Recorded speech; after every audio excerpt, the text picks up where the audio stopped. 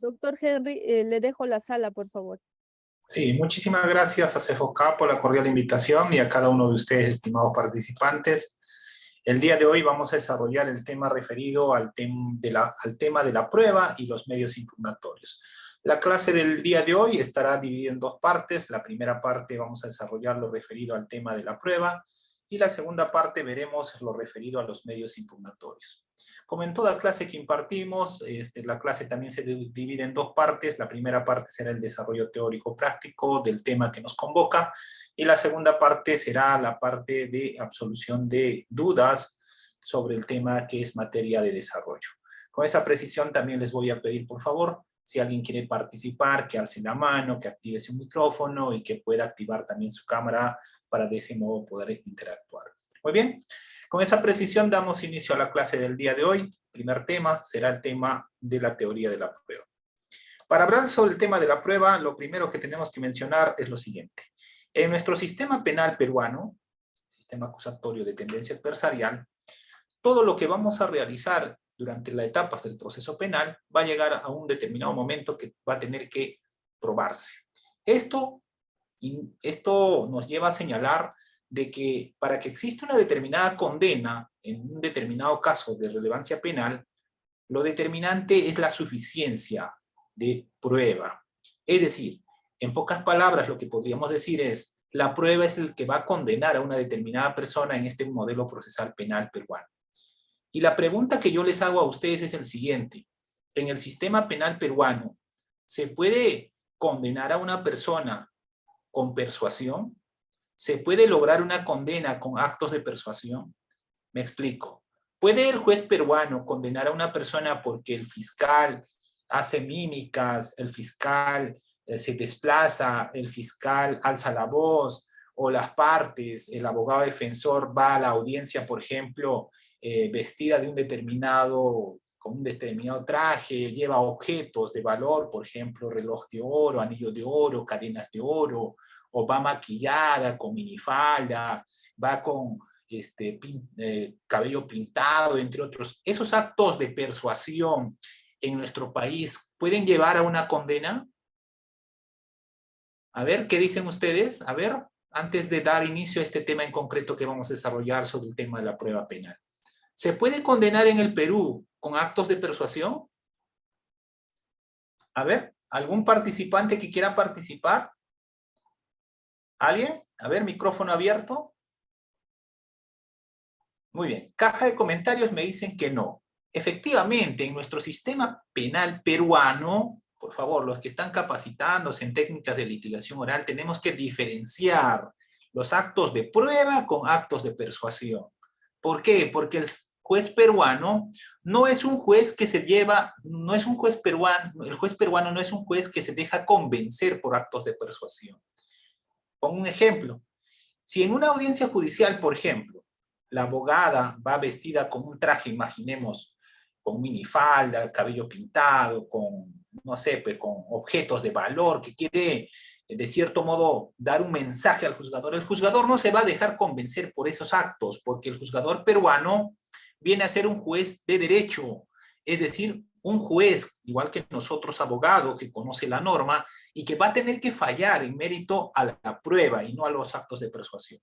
¿Por qué menciono esto? Porque en el sistema americano, el sistema estadounidense, existe el llamado jurado, que viene a ser un grupo de personas de solvencia moral que no tienen conocimiento de derecho y en mérito a la actuación que se da del debate, establecen un fallo, es decir, establecen una conclusión del debate probatorio. Estas personas que no tienen conocimiento de derecho, en mérito a esta persuasión, al acto de desplazarse, al acto de hablar fuerte, al acto de llorar, al acto que vayan vestido de determinada forma, pueden establecer de que esa persona es inocente o culpable. Pero en nuestro país no. En nuestro país el juez peruano es un juez formado en derecho, que conoce normas y que va a fallar en mérito a prueba, pero sobre todo va a fallar en mérito a suficiencia probatoria efectuada en la actuación de juicio oral.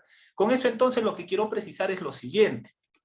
Cuando nosotros hablemos de prueba, tenemos que primero establecer ¿Cuál de estas acepciones de la prueba estamos teniendo en cuenta? La prueba no es un concepto unívoco. Esta puede comprender hasta 3 cuestiones en concreto. Pero para esta clase en concreto, vamos a referirnos sobre todo a la prueba como un método de comprobación. Es decir, como esa acción que nosotros realizamos para acreditar proposiciones fácticas. En concreto, el tema de la prueba viene a ser la columna vertebral no solamente en el proceso penal, sino en otras ramas del derecho. En el proceso penal será columna vertebral, porque solamente con la suficiencia de prueba puede existir una condena. Entonces, para esta clase vamos a tener como noción, como concepto, la prueba como un método de comprobación. Ahora bien, el tema de la prueba no se genera automáticamente en el momento inicial, que viene a ser la etapa de investigación, regla general. En nuestro ordenamiento peruano, con la entrada en vigencia del nuevo modelo procesal penal del 2004, existen 3 etapas concretas, que viene a ser etapa de diligencias preliminares, etapa intermedia y la etapa de juicio oral. El tema de la prueba no se genera automáticamente en la etapa inicial, que viene a ser diligencias preliminares o la formalización de investigación preparatoria. Regla general. En esa primera etapa no hablamos de prueba. ¿Alguien me puede decir cómo se denomina, cómo se llama lo que nosotros obtenemos en diligencias preliminares o en la formalización de investigación preparatoria? ¿Alguien me puede decir qué se denomina, qué viene a ser ese dato, ese indicio en diligencias preliminares? A ver, vamos a ver caja de comentarios, a ver, o micrófono abierto. Eso se denomina justamente, a ver, Isabel, buenas noches. Isabel Morales, buenas noches. ¿Le pueden dar micrófono a la doctora? A ver, por favor. Ya puede activar su audio, doctora Isabel. Muy bien. Doctor, buenas noches. ¿Indicios está bien? Muy bien. Indicios, correcto, pero que no tienen la naturaleza de prueba.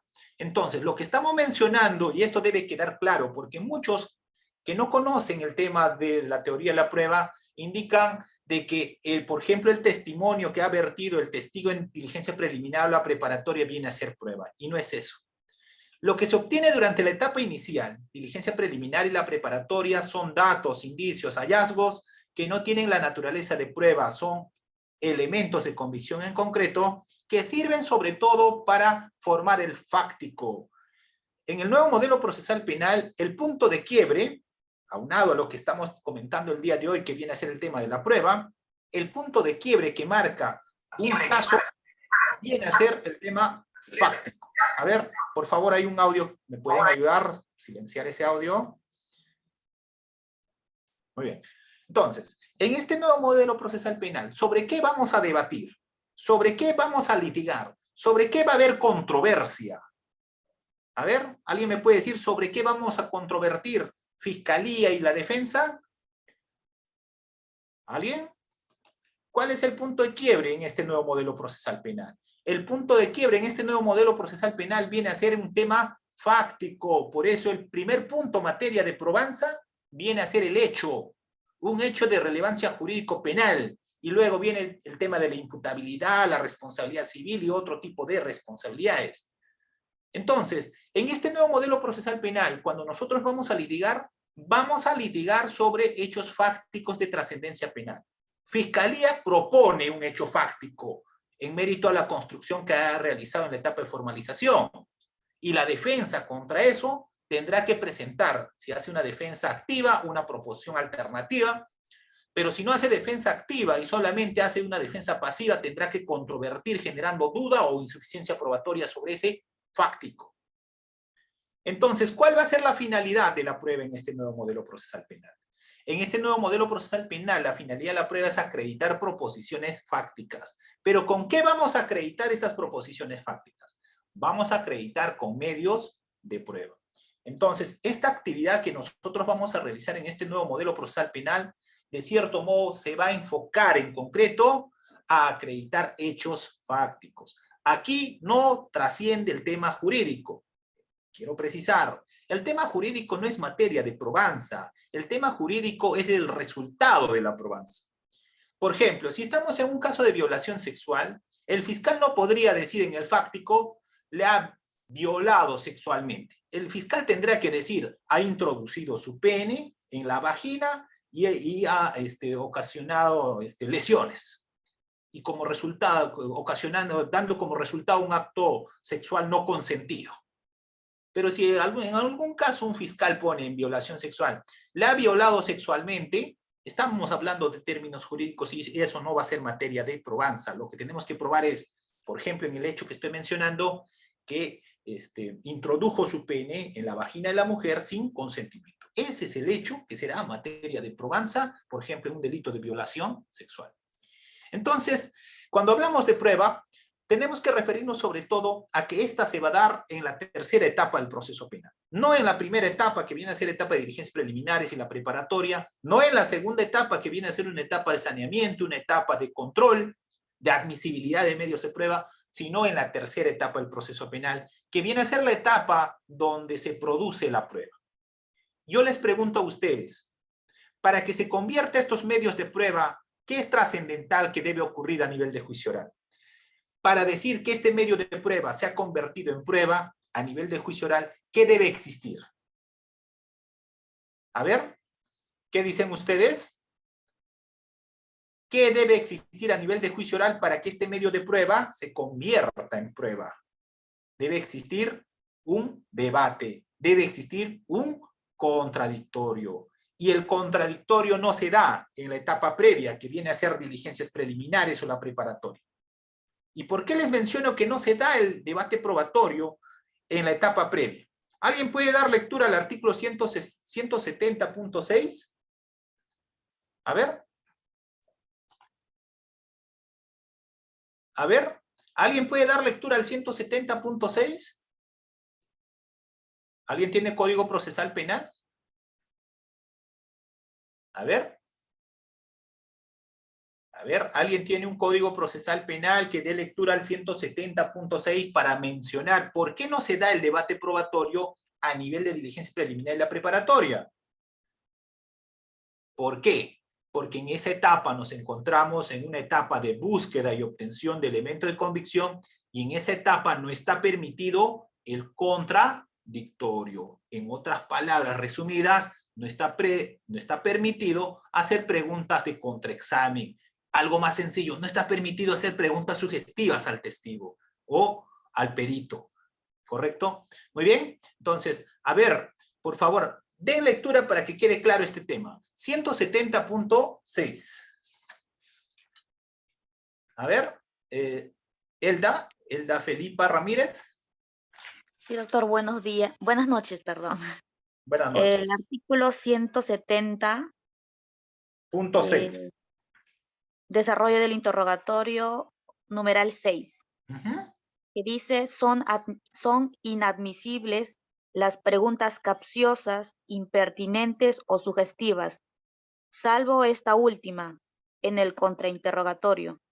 El fiscal o el juez, según la etapa procesal que corresponda, la rechazará de oficio o a pedido de algún sujeto procesal. Muy bien. Esto quiere decir lo siguiente, que en etapa previa, que viene a ser etapa inicial, diligencia preliminar y la preparatoria, donde se hace la búsqueda de elemento de convicción, no se da el contraexamen o contrainterrogatorio. Algo más sencillo. Cuando a usted le cita como abogado defensor el fiscal a una declaración de un testigo, pongamos como ejemplo, el fiscal, el abogado defensor, tienen la obligación de hacer preguntas de tipo, ¿qué tipo? ¿Alguien me puede decir? ¿Qué tipo de preguntas tienen que realizar? Preguntas abiertas. ¿Y el contraexamen dónde se da? ¿Dónde, en qué etapa del proceso penal yo puedo hacer contraexamen? ¿Puedo hacerle preguntas sugestivas? A nivel de juicio oral. Ahí se produce el contradictorio. Ahí se produce la prueba. La prueba se produce ante el juzgador, no ante el fiscal. ¿Correcto? El fiscal es un sujeto procesal más. La prueba se produce ante el juzgador. ¿Y la prueba se produce cuándo? Cuando exista el contradictorio. Cuando yo tenga la oportunidad de examinar y contraexaminar ahí se produce la prueba. Esto quiere decir lo siguiente, que la persona, en este caso un testigo, puede rendir testimonio en diligencia preliminar y la preparatoria, es decir, puede declarar a nivel fiscal o a nivel policial. Esa declaración que ha vertido en forma escrita o en forma verbal, porque también puede haber otras formas de acoger el testimonio, esa no es prueba. ¿Qué viene a ser entonces ese testimonio? Viene a ser un elemento de convicción. Viene a ser simplemente un dato, pero que no tiene esta calidad, la naturaleza de prueba, porque no se ha sometido todavía al contradictorio. Cuando esta persona concurra a nivel de juicio oral y se someta al examen del examen directo y el contraexamen, su testimonio, es decir, lo que vierta en juicio oral ante este juez imparcial de juzgamiento, esa viene a ser prueba, ¿correcto?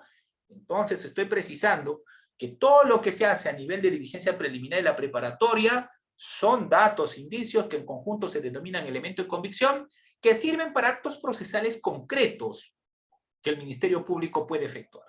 En un primer momento puede servir, por ejemplo, el testimonio de la agraviada para formalizar investigación preparatoria. El testimonio de la agraviada y otros elementos de convicción recabados durante la diligencia preliminar y la preparatoria pueden servir para pedir medidas coercitivas de carácter personal, como por ejemplo una prisión preventiva, pero no tienen esta naturaleza de prueba. Para regla general. La excepción, claro que sí existe la excepción.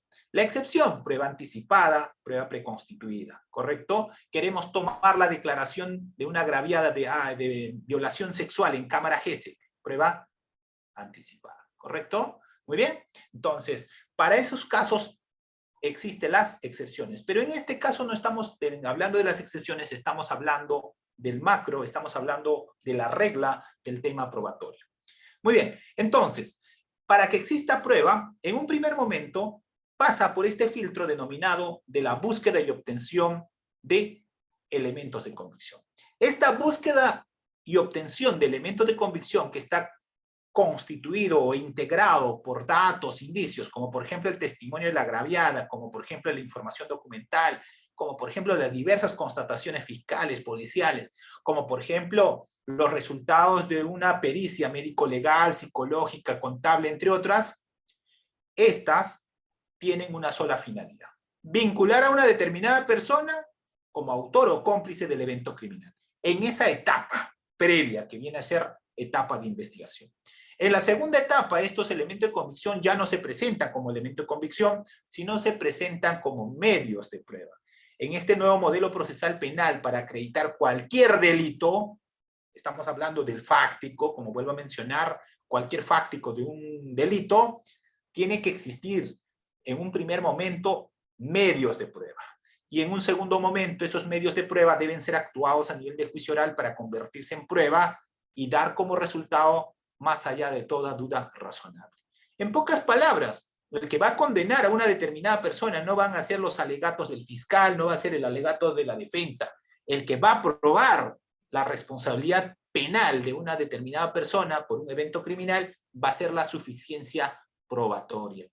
Pero más allá de esto, entonces diremos que para hablar de prueba tenemos que remitirnos al tema de la doctrina. Y en la doctrina un concepto señalado sobre el tema que nos convoca es el siguiente. Roxin menciona pues que probar es convencer al juez sobre la certeza de la existencia de un hecho. Como he mencionado, el punto de quiebre aquí no es el tema jurídico, aquí el punto de quiebre es el tema fáctico. Y en nuestro medio también el doctor Neida Flores hace esta definición sobre el tema de la prueba, ¿no? Dice todo aquello que tiene mérito suficiente y necesario para que en su calidad de medio, elemento o actividad de prueba pueda formar en el juez la certeza de haber alcanzado la verdad concreta que se produjo durante un determinado proceso. Yo les pregunto a ustedes, en este proceso penal del 2004, ¿qué tipo de verdad buscamos? ¿Qué tipo de verdad se va a establecer en un determinado momento? A ver, ¿alguien? ¿Qué tipo de verdad buscamos en este nuevo modelo procesal penal? Nosotros que litigamos, fiscales, jueces, abogados, ¿qué tipo de verdad buscamos? Una verdad procesal. Procesal. ¿Correcto? No vamos a, desde mi punto de vista personal, puede ser que ustedes tengan una opinión distinta y lo respeto, no vamos a poder reconstruir un hecho histórico tal como ha ocurrido. Lamentablemente, no. Lo que vamos a buscar es una verdad procesal aproximándonos a esta verdad histórica, ¿correcto? Yo como fiscal no voy a poder revivirlo al muerto, pero me voy a aproximar cómo ha ocurrido el evento criminal. Voy a tratar de reconstruir con diversos medios de prueba de que cómo ha ocurrido ese delito y quién es el autor o cómplice de ese evento criminal. Y al final lo que voy a buscar es una verdad procesal en mérito a esta resolución judicial que establezca una condena o una absolución. Esa verdad procesal a veces no siempre viene a ser la verdad histórica, ¿correcto? Entonces, en este nuevo modelo procesal penal, los sujetos procesales, Ministerio Público, Defensa, Juzgado, buscamos una verdad procesal que tendrá que ser de aceptación por todos. Ahora bien, para llegar a esta etapa de la prueba, que viene a ser a nivel de juicio oral, primero tenemos que centrarnos en la etapa inicial. Y en esta etapa inicial tenemos que diferenciar dos cosas. En la etapa de investigación, diligencias preliminares y la preparatoria, se realizan actos de investigación y no actos de prueba. ¿Por qué? Los actos de investigación están referidos sobre todo a esta búsqueda de datos, indicios, para establecer o vincular a una determinada persona como autor o cómplice del evento criminal. En esta búsqueda y obtención de elementos de convicción, Fiscalía, desde mi punto de vista personal, puede realizar dos tipos de actos de investigación. Actos de investigación que no requieran autorización judicial, como por ejemplo, toma de testimonios, como por ejemplo, se recaba información, como por ejemplo, puede ordenar la realización de diversas pericias, contable, médico-legal, psicológica, entre otras. Y por otro lado, también Fiscalía puede disponer o puede requerir al juzgado que autorice realizar actos de investigación con limitación de derechos fundamentales. Con esto lo que quiero mencionar entonces es, durante la etapa de investigación no se realizan actos de prueba, porque para que se realicen actos de prueba tiene que existir un contradictorio, es decir, tiene que existir un debate sobre ese medio de prueba. Y el debate sobre los medios de prueba no se da en la etapa inicial, que viene a ser diligencia preliminar o la preparatoria, tampoco en la etapa intermedia. El debate sobre los medios de prueba se da a nivel de juicio oral. En este caso en concreto, en la etapa denominada actuación probatoria. Muy bien, entonces, en este nuevo modelo procesal penal, como estamos observando en la lámina, tenemos tres etapas. Y la etapa más importante para la Fiscalía, desde mi opinión personal, no viene a ser la etapa de juicio oral. La etapa más importante, desde mi opinión personal, para el Ministerio Público viene a ser la etapa de investigación. Esto quiere decir diligencias preliminares y la etapa de formalización de investigación preparatoria. Etapa inicial, diligencias preliminares, actos urgentes, inaplazables, sobre todo, ¿para qué? Para establecer si este hecho constituye delito o no, para establecer la autoría o participación de una determinada persona.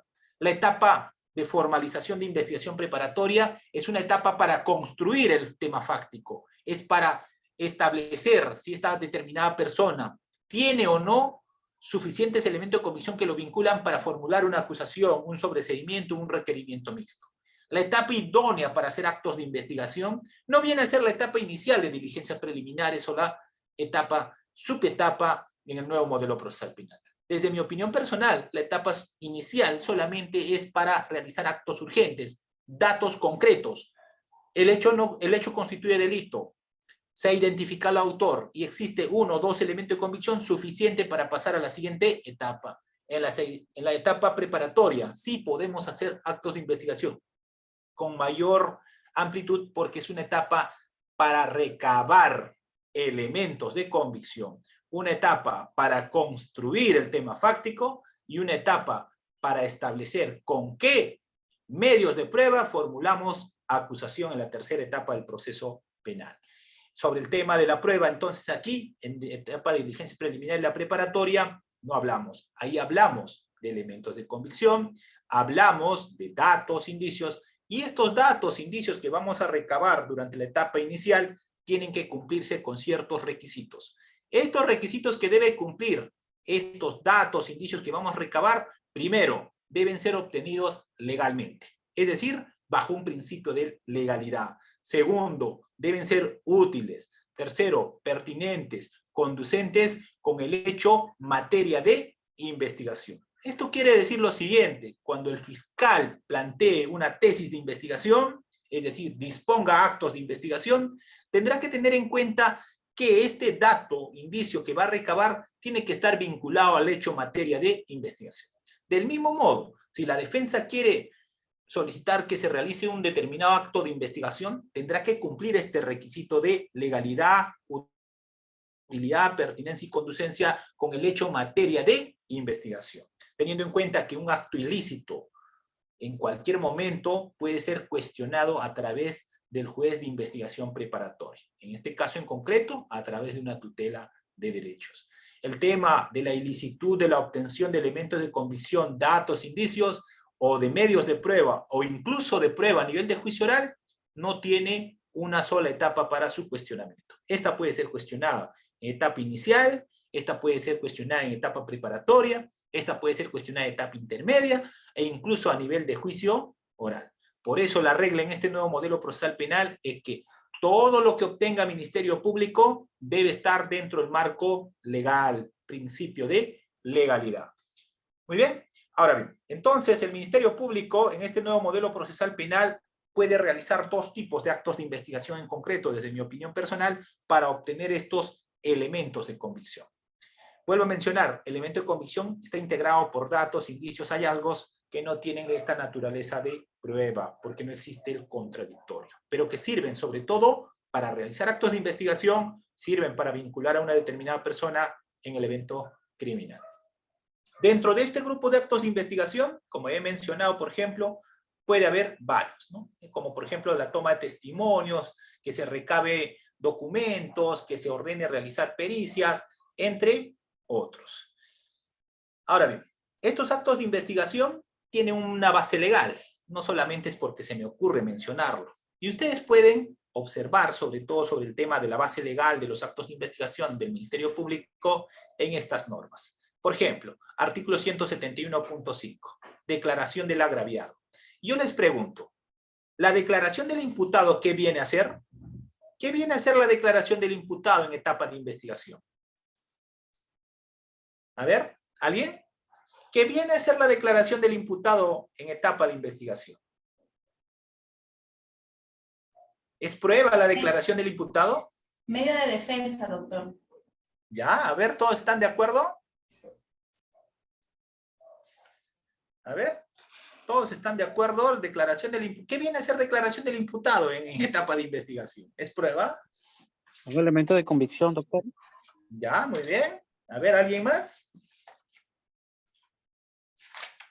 A ver, ¿qué dicen ustedes? ¿Qué viene a ser la declaración del imputado? ¿Por qué tanto nos interesa la declaración del imputado a nivel de investigación? A ver. ¿Qué viene a ser la declaración del imputado a nivel en la etapa de investigación? Viene a ser simplemente un dato. Doctor. Sí, adelante. Indicios, doctor. Indicios, doctor. Buenas noches. Ya, ¿la declaración del imputado puede ser un indicio? A ver. Es ejercicio de un derecho de defensa. ¿Por qué, estimados amigos? A ver, les explico. La persona a quien nosotros imputamos un delito, un hecho de trascendencia jurídico-penal, no tiene la obligación de probar su culpabilidad. Esta persona debe ser considerado como inocente hasta el momento del fallo a nivel de juicio oral. Bajo esta lógica, esta persona tiene hasta 4 opciones desde mi opinión personal. Primero, tiene el derecho a guardar silencio. Segundo, tiene el derecho a mentir. Tercero, tiene el derecho a decir la verdad. Cuarto, puede también declarar bajo los alcances de una figura que se denomina confesión sincera, siempre y cuando no esté bajo el supuesto de flagrancia delictiva. Entonces, no es medio de prueba. En otras palabras, con su declaración no se puede generar condena. ¿Correcto? Entonces, bajo esta lógica, lo que nos da como mensaje es lo siguiente. Yo como fiscal no pierdo tiempo en estar poniendo que rinda testimonio el imputado. Olvídese, estás perdiendo tiempo, cuando en realidad tus actos de investigación tienen que estar enfocados a otro nivel, a lo que estamos mencionando. Otros elementos de convicción que acrediten o que vinculen o que demuestren el tema fáctico. ¿Quién es nuestro punto de quiebre? ¿Quién es nuestro nuestro estrella en la etapa de investigación. ¿A quién tenemos que recurrir como primer punto?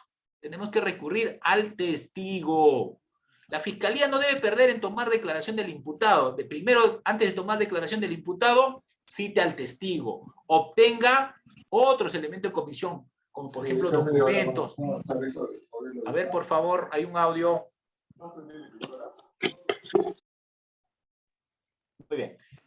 Obtenga otros elementos de convicción, como por ejemplo documentos, como por ejemplo resultados de informe pericial, entre otros. Una vez que tenga estos elementos de convicción, recién le llama al señor. Muy bien, señor, ¿usted quiere declarar o quiere guardar silencio? ¿Qué quiere hacer sobre este caso? Pero eso sí, con la siguiente precisión. El fiscal tiene que mencionar lo siguiente. La declaración consta de dos partes. La primera parte, generales de ley. Esa parte tienes que hablar. Tú no puedes decir guardo silencio. La segunda parte, interrogatorio sobre los hechos, ahí tienes todas estas 4 alternativas respecto a lo mencionado. ¿Por qué es importante también mencionar esto? Porque muchos fiscales dicen, ¿va a guardar silencio? En la primera pregunta guardó silencio y no has obtenido nada. ¿Y por qué no has obtenido nada? Porque también en algunos delitos es necesario establecer pena de multa. ¿Correcto? Es necesario establecer, por ejemplo, la inhabilitación. ¿De dónde voy a sacar esos datos? ¿De dónde saco yo, por ejemplo, para establecer pena de multa como fiscal? ¿De dónde saco ese dato? ¿Alguien me puede decir? A ver, ¿de dónde saco el dato para establecer pena de multa? Del testimonio del imputado. Yo le voy a decir, señor, ¿cuántos son sus ingresos? ¿Cuántos son sus ingresos, señor? Antes de que yo vaya y busque, antes de que yo oficie a SUNAR, SUNAT y todas las instituciones, dígame, voluntariamente, ¿cuántos son sus ingresos promedio? ¿Correcto? Ese dato no me puede decir, señor fiscal, voy a guardar silencio. Muy bien, si guarda silencio, tomaré en cuenta, para más adelante tal vez pida una prisión preventiva. No está colaborando con la acción de la búsqueda de información. ¿Y por qué es importante esto? Cuando el imputado no dé ese dato, el fiscal va a tener que recurrir ¿a qué? Al ingreso mínimo vital de aquel momento. ¿Correcto? Y con eso tendrá que establecer la cuantificación de pena de multa. Pero si eres un fiscal que conoce este tema, muy bien, vas a guardar silencio. Primera parte, generales de ley, a dónde trabajas, a qué actividad te dedicas, cuáles son tus ingresos económicos. Muy bien, eso no es materia de probanza. La segunda parte, respecto al hecho que yo te estoy imputando, sí, tú puedes decidir lo que tú desees. Puedes guardar silencio, puedes hablar, no sé. Pero esa precisión hay que mencionar sobre todo a los colegas cuando toman declaración a imputados. Muy bien. Ahora bien, pero aquí, antes de que me olvide, ¿cómo se realiza el interrogatorio al imputado a nivel de juicio oral? Primero, antes de eso, la primera pregunta sería, si esta persona declara, si esta persona investigada dice, doctor, yo voy a declarar, ¿qué tipo de preguntas debe efectuar el fiscal? ¿Qué tipo de preguntas debe efectuar el abogado defensor en etapa de investigación? A ver, ¿qué dicen ustedes? Son preguntas abiertas al investigado, ¿correcto? Recuerden, 170.6 no menciona excepción, menciona regla. ¿Correcto? Esto quiere decir entonces que la técnica de interrogatorio no solamente es para la etapa de juicio oral. La técnica de interrogatorio también se aplica en etapa previa, etapa de investigación, y del mismo modo puedes aplicar el tema de las objeciones. Muy bien. Segundo, ¿qué tipo de preguntas se realiza a nivel de juicio oral al imputado? En este caso al acusado. A ver. ¿Qué dicen ustedes?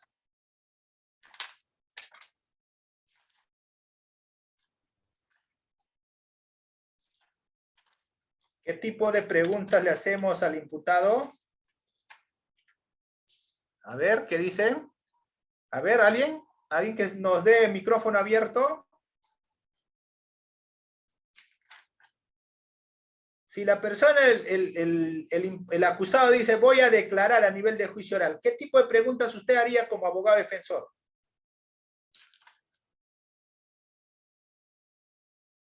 A ver. ¿Sugestivas? Preguntas sugestivas le hacemos. Si le dice, a ver, señor Juan Pérez, ¿usted va a declarar? Sí, señor, yo voy a declarar, dice ante el juez. Y usted es el abogado. ¿Qué tipo de preguntas va a realizar a su patrocinado? A ver, ¿qué dice Sarita? Sarita dice sugestivas. Henry Raimundo dice sugestivas. Milber dice cerradas. Abiertas, dice José. Acá hay un tema.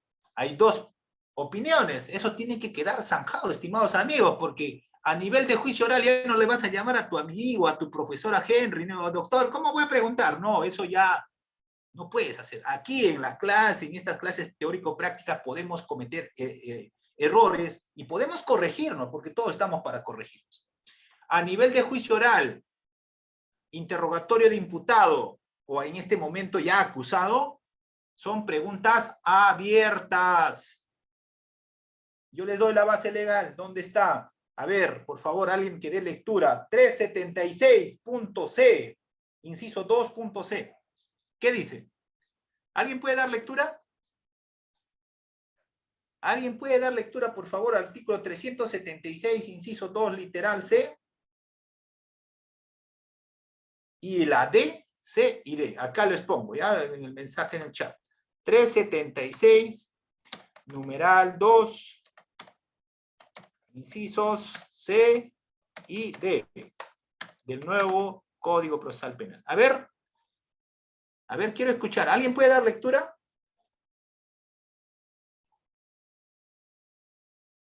A ver, ¿algún voluntario? Richard, buenas noches. Dele, por favor, micrófono. Buenas noches, doctor.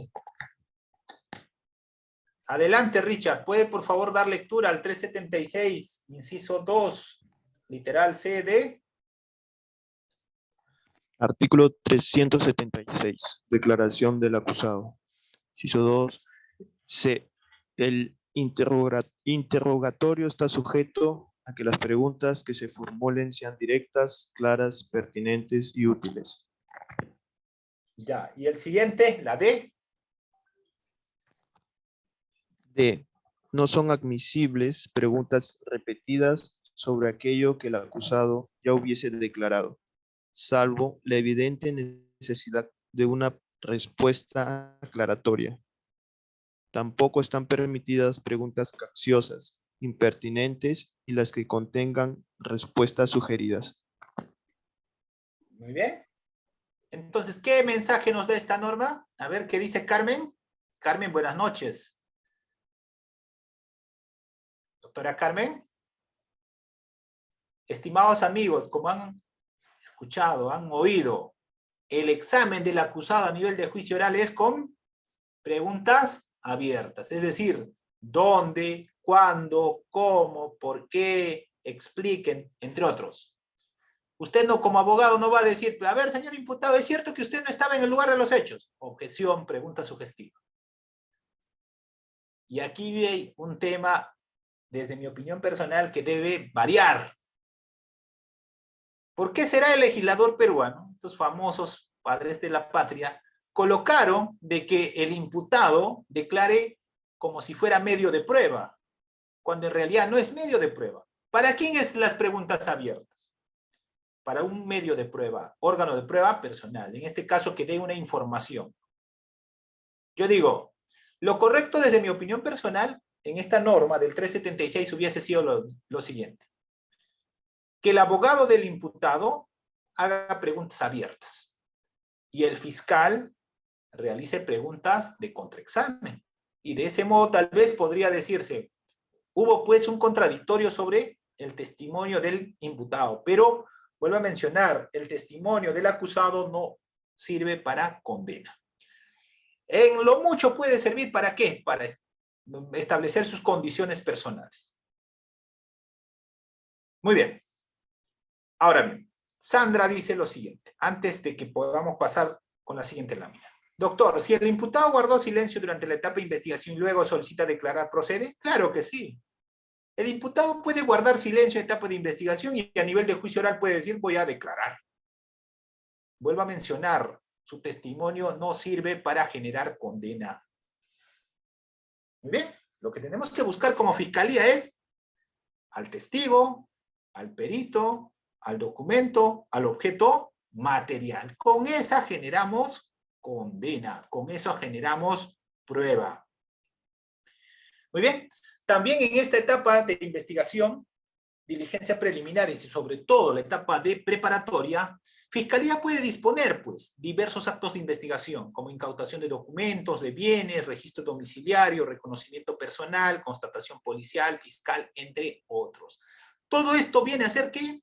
Elementos de convicción, que en un determinado momento el fiscal tendrá que evaluar para presentarlo como medio de prueba. En este caso, órgano de prueba personal, testigo perito, medio de prueba documental, incluido que pueden ser audios, videos o documentos, o objeto material. Imagínate que hay un cuchillo, un arma de fuego, entre otros, objeto material. Pero también en esta etapa de investigación, Fiscalía puede realizar otros actos de investigación, como por ejemplo obtención de pruebas en el extranjero, análisis de información bancaria, tributaria, por ejemplo en lavado de activos, en corrupción de funcionarios, entre otros. Esto que se obtiene durante la etapa de investigación, diligencia preliminar y la preparatoria, sirve para establecer, primero, como elemento de convicción. 2, sirve para actos procesales específicos de la etapa en la que nos encontramos. Tercero, esta puede servir también para pedir medidas coercitivas de carácter personal o real. Puede servir para solicitar un embargo, puede servir para pedir una prisión preventiva u otro tipo de medidas de carácter personal o real. Muy bien, entonces, esta búsqueda y obtención de elementos de convicción en nuestro ordenamiento procesal penal peruano solo puede realizar Ministerio Público, no puede realizar otro sujeto procesal. Y esta justamente tiene una base legal. A partir del 321 al 343 está referido sobre todo a actos de investigación. Entonces, los actos de investigación se realizan durante la etapa inicial, diligencias preliminares y la preparatoria. Voy a dejar de compartir, han marcado la lámina. A ver.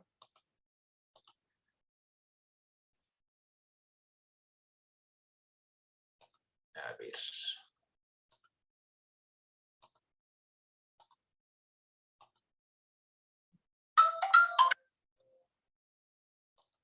Muy bien, continuamos. Entonces, los actos de investigación se realizan durante la etapa de investigación. Y la etapa de investigación viene a ser solamente diligencias preliminares y la preparatoria, que varía de acuerdo al tipo de proceso. Procesos simples, procesos complejos o procesos de criminalidad organizada.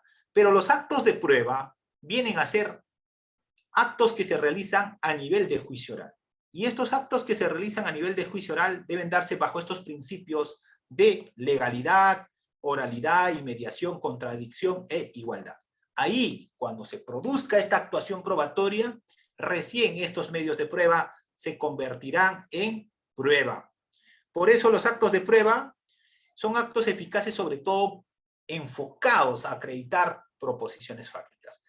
La prueba no está enfocado a acreditar la versión del fiscal.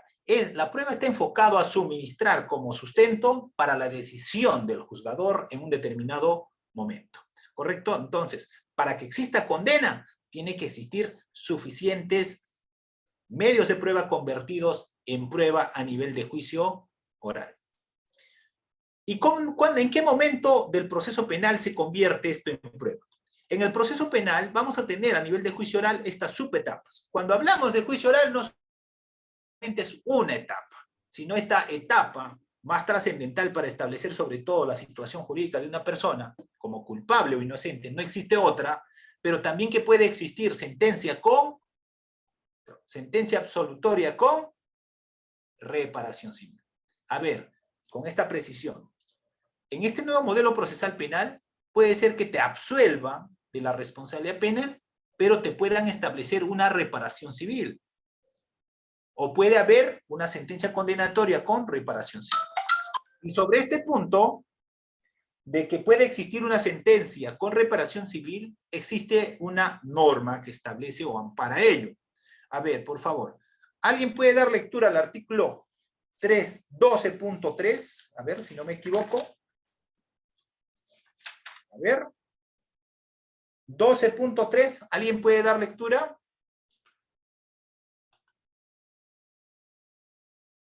A ver, por favor, ¿alguien puede dar lectura al 12.3 del nuevo modelo procesal penal para que puedan ustedes mismos verlo? Artículo 12.3, 12.3 del nuevo modelo procesal penal. Carmen, buenas noches. ¿Puedes dar lectura, por favor? Sí, doctor, voy a leer un ratito. 12.3. Artículo 12.3. La sentencia absolutoria o el auto de sobrecimiento no impedirá al órgano jurisdiccional pronunciarse sobre la acción civil derivada del hecho punible válidamente ejercida cuando proceda. Muy bien, gracias, Carmen. Esto quiere decir, por favor, que no se sorprendan, cuando ustedes son abogados litigantes, no se sorprendan de que a nivel de juicio oral absolvió a mi patrocinado, pero estableció una reparación civil. También esto se puede dar en etapa previa. ¿Dónde? En la etapa intermedia. El juez de investigación preparatoria puede sobreseer el caso y establecer reparación civil, ¿correcto? Entonces, en este nuevo modelo procesal penal tenemos que conocer también este tipo de figuras. A ver, Carmen, ¿hay alguna duda? A ver, muy bien. Entonces, estamos mencionando que los actos de prueba se realizan a nivel de juicio oral, que viene a ser en la tercera etapa del proceso penal. Para que exista juicio oral, ¿qué es determinante? ¿Qué debe existir? ¿Qué debe existir para que exista juicio oral? A ver, ¿alguien?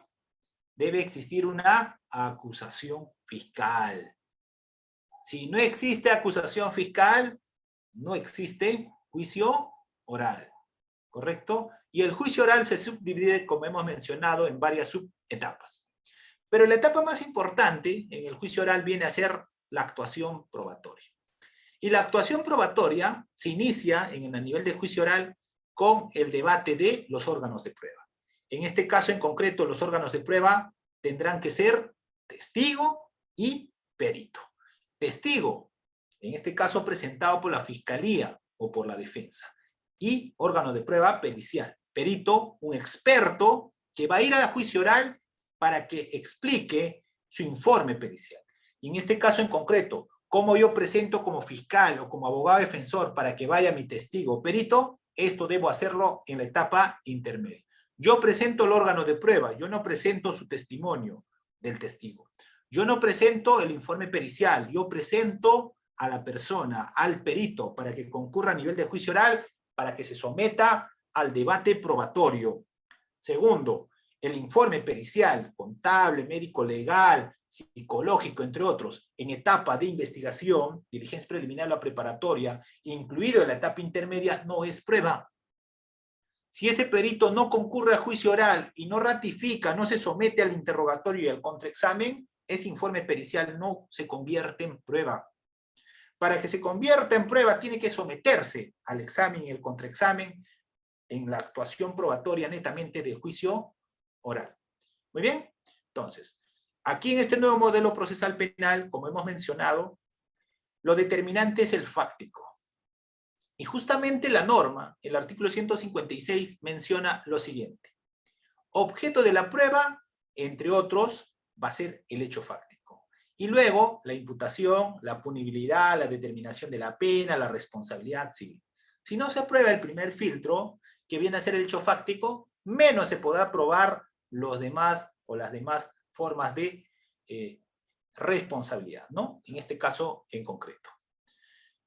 ¿Qué no es objeto de prueba? No va a ser objeto de prueba sobre todo los hechos notorios o las máximas de la experiencia.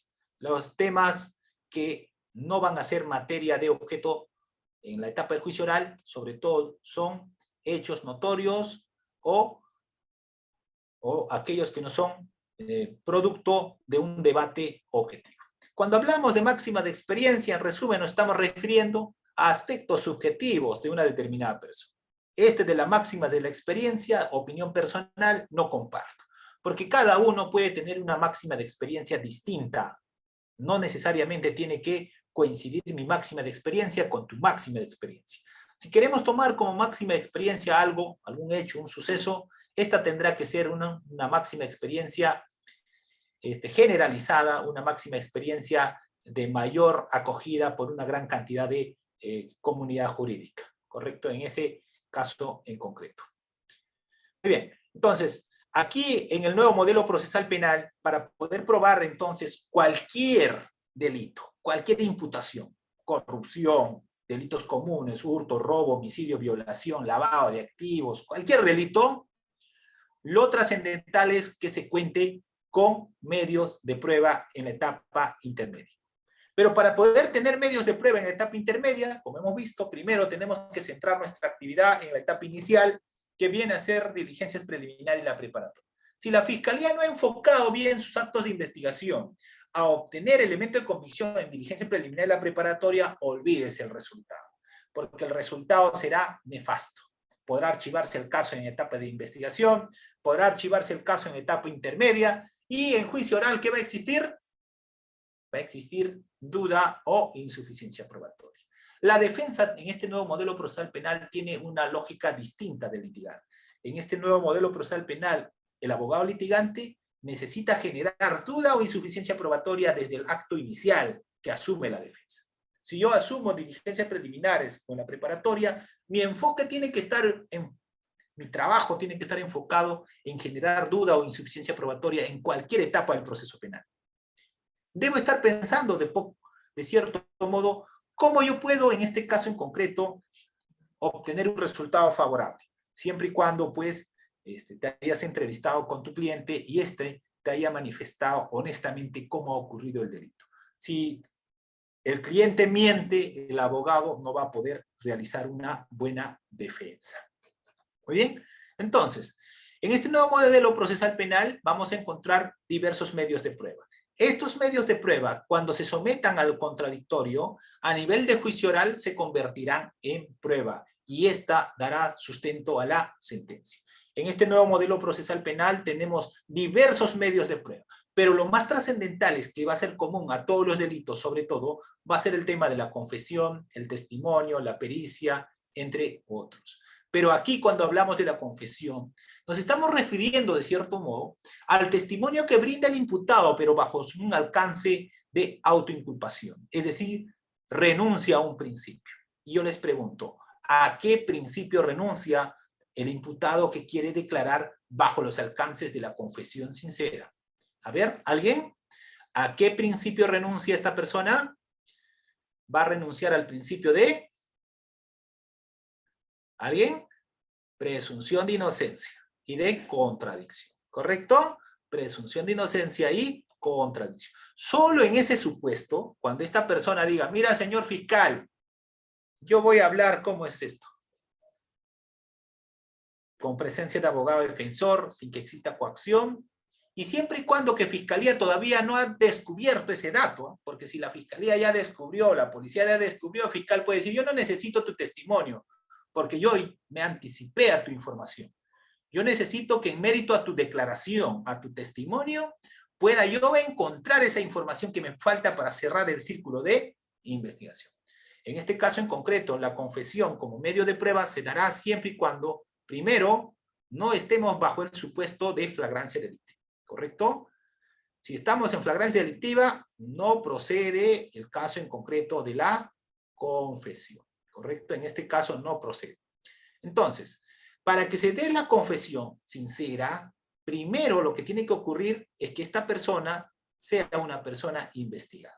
Segundo, esta persona debe declarar con presencia de abogado defensor de forma libre sobre el hecho en materia de investigación.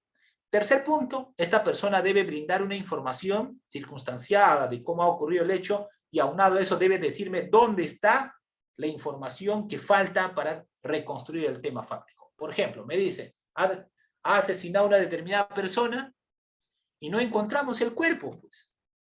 Y esta persona dice, doctor, yo voy a declarar bajo confesión sincera, entonces yo te voy a decir dónde está el cuerpo.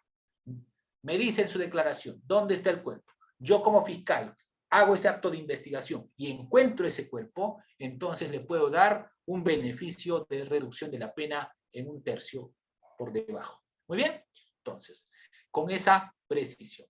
El otro medio de prueba, que viene a ser el testimonio. Desde mi punto de vista personal, lo más trascendental en este nuevo modelo procesal penal viene a ser esta. Tanto para la fiscalía como para la defensa. ¿Y la recomendación cuál es? Fiscal, primero, enfoca todo tu esfuerzo en obtener la información del testigo. Esa viene a ser la clave. Es decir, en mérito a la información que brinde el testigo, podrás recabar otros elementos de convicción que servirán para acreditar el tema fáctico, para reconstruir el evento criminal. Por otro lado, para la defensa es trascendental. ¿Por qué? Porque en mérito a este testimonio donde tú vas a participar, puede ser que la investigación avance o la investigación se estanque en ese determinado momento. ¿Cuál es la recomendación para la defensa? Que a toda declaración de testigo concurra. ¿Por qué? Cuando usted no concurre, el fiscal, el agente policial sobre todo, va a tratar de introducir información que le va a favorecer a la tesis de la fiscal. Tal vez la testigo no dijo eso, pero el policía lo transcribió de ese modo. Tal vez el fiscal fue el que tomó la declaración, dijo, no señora, así no va a ser, así va a ser, plasmó en el acta. Pero cuando concurras a un testimonio a nivel fiscal o policial y tengas presente esta norma que he mencionado esta noche, el 170.6, vas a tener la oportunidad de controlar que la información ingrese correctamente, sin preguntas sugestivas, sin preguntas capciosas, sin preguntas compuestas, entre otros, teniendo en cuenta que durante esa etapa la información debe ingresar para reconstruir el tema fáctico. Por otro lado, vamos a tener también otro medio de prueba trascendental en este caso referido a la pericia. La pericia viene a ser el resultado que realizan los expertos sobre un determinado hecho, con la finalidad de dar alcances, esclarecimientos al juzgador. La pericia por sí solo no es prueba. El documento por sí solo, el informe pericial, médico legal, psicológico, contable, entre otros, no es sustento directo para generar condena. Es decir, los resultados del informe pericial no lo vinculan directamente al juzgador para establecer un fallo. Para que se convierta en medio de prueba pericial y ésta sirva como sustento aunado a los demás medios de prueba convertidos en juicio oral en prueba, tendrá que concurrir el perito. Ahí radica la importancia de que la defensa pueda interrogar, contraexaminar al perito sobre las condiciones personales, sobre el contenido del informe pericial, sobre el procedimiento del informe pericial, sobre las técnicas, los métodos, entre otros. Entonces, en este nuevo modelo procesal penal, lo más importante para Fiscalía es obtener estos tres desde mi punto de vista: testimonio, pericia y medio de prueba documental. Existen otro tipo de medios de prueba que tampoco voy a desarrollar el día de hoy. Sobre la base legal de la prueba, en nuestro ordenamiento procesal penal peruano tenemos varias normatividades. Sobre esto de que con qué se prueba en el nuevo modelo procesal penal, vamos a encontrar en el artículo 157 justamente esa precisión. Los medios de prueba tienen como finalidad acreditar los hechos expuestos por las partes y producir certeza en el juzgador respecto a los puntos controvertidos. Concurrimos a nivel de juicio oral porque existe punto controvertido. Por un lado, Fiscalía dice, de este modo se ha cometido el evento criminal, y la defensa dice, no, no se ha cometido de ese modo, o bien mi patrocinado no es el autor de ese evento criminal. Porque si existiese consenso, existe la llamada figura de convenciones probatorias que se puede efectuar a nivel de la etapa intermedia, así como a nivel de juicio oral. Por tanto, si existen convenciones probatorias, no existe necesidad del debate sobre ese punto. Muy bien. Lo ideal en este nuevo modelo procesal penal sería ello, que podamos nosotros en la gran cantidad de casos que litigamos, realizar convenciones probatorias y solamente sobre puntos específicos donde no exista consenso entre las partes, investigado y fiscalía, se recurra a nivel de juicio oral al debate probatorio. Y de ese modo, el debate probatorio sería en menos audiencias y a punto específico de lo que queremos establecer. Vuelvo a mencionar, el punto de quiebre es el punto fáctico, no el tema jurídico. Lo que no puede alterarse en el proceso penal es la acusación fiscal, el tema fáctico. La acusación, la adecuación del hecho al tipo penal, la calificación jurídica puede ser variada. Puede ser variada por el fiscal, puede ser variada por el juez. y esto no afecta el derecho de contradicción. El juzgador puede establecer al final que este hecho que Fiscalía imputó como robo agravado no es robo agravado, es hurto agravado, y es válido esa subsunción que puede hacer. Pero lo que no puede hacer el juzgador es variar el tema fáctico, establecer hechos que no ha sido materia de investigación, establecer hechos que no ha sido materia de acusación fiscal. Entonces, la base legal de la prueba penal vamos a encontrar primero en el artículo 9 del título preliminar, precisando pues que las normas del título preliminar son normas de rango constitucional, incluso son normas que acogen normas de convencionalidad. Otro, tenemos el artículo 139.3 de la Constitución Política, en este caso en concreto referido al debido proceso. Y en cuanto a su regulación, vamos a encontrar a partir del 155 diversa normatividad referido al tema de la prueba, ¿correcto? Entonces, en el tema peruano existe una base legal bien específica sobre el tema de la prueba. Y este principio es determinante en el tema de la prueba, que viene a ser el principio de legitimidad de la obtención de la prueba, que tiene que ver sobre todo con el tema de legalidad, ¿no? Tiene que tener en cuenta la observancia, en este caso, de este principio de legalidad en la obtención de los diversos elementos de convicción en un primer momento y luego ofrecidos como medios de prueba, puesto que su actuación, si esta ha sido con violación de derechos fundamentales, será considerada como prueba ilícita. Y si es prueba ilícita, esta tendrá que ser excluida en cualquier etapa del proceso penal. No solamente en diligencias preliminares, sino también a nivel, incluso a nivel de juicio oral. Ningún juzgador de nuestro país tiene la obligación de acoger para establecer una sentencia una prueba ilícita. Muy bien. Ahora bien, entonces, con esta parte que estamos mencionando, finalmente indicaremos sobre este tema de la prueba para pasar luego al tema de los medios impugnatorios lo siguiente. En nuestro ordenamiento procesal penal peruano, el que tiene la carga de probar, es decir, tiene la obligación de probar un hecho fáctico de relevancia jurídico-penal, es Ministerio Público. Regla general. Casi en todos los delitos. Pero existen ciertas excepciones en cierto tipo de procesos donde la carga de la prueba se revierte, como por ejemplo en temas de lavado de activos, como por ejemplo en un delito contra la administración pública, enriquecimiento ilícito, donde la obligación de probar esta acción, sobre todo, es del funcionario o de esta persona investigada. Pero en la gran mayoría de tipos penales, la carga de la prueba está en Ministerio Público. Es decir, Fiscalía, una vez que reconstruye, debe acreditar con diversos medios de prueba esa imputación. A ver, Roxana, buenas noches. Buenas noches, ¿me escuchan? A ver, por favor, denle micrófono a Roxana. A ver, Roxana, buenas noches. Alzó la mano Roxana. A ver, ¿qué dice?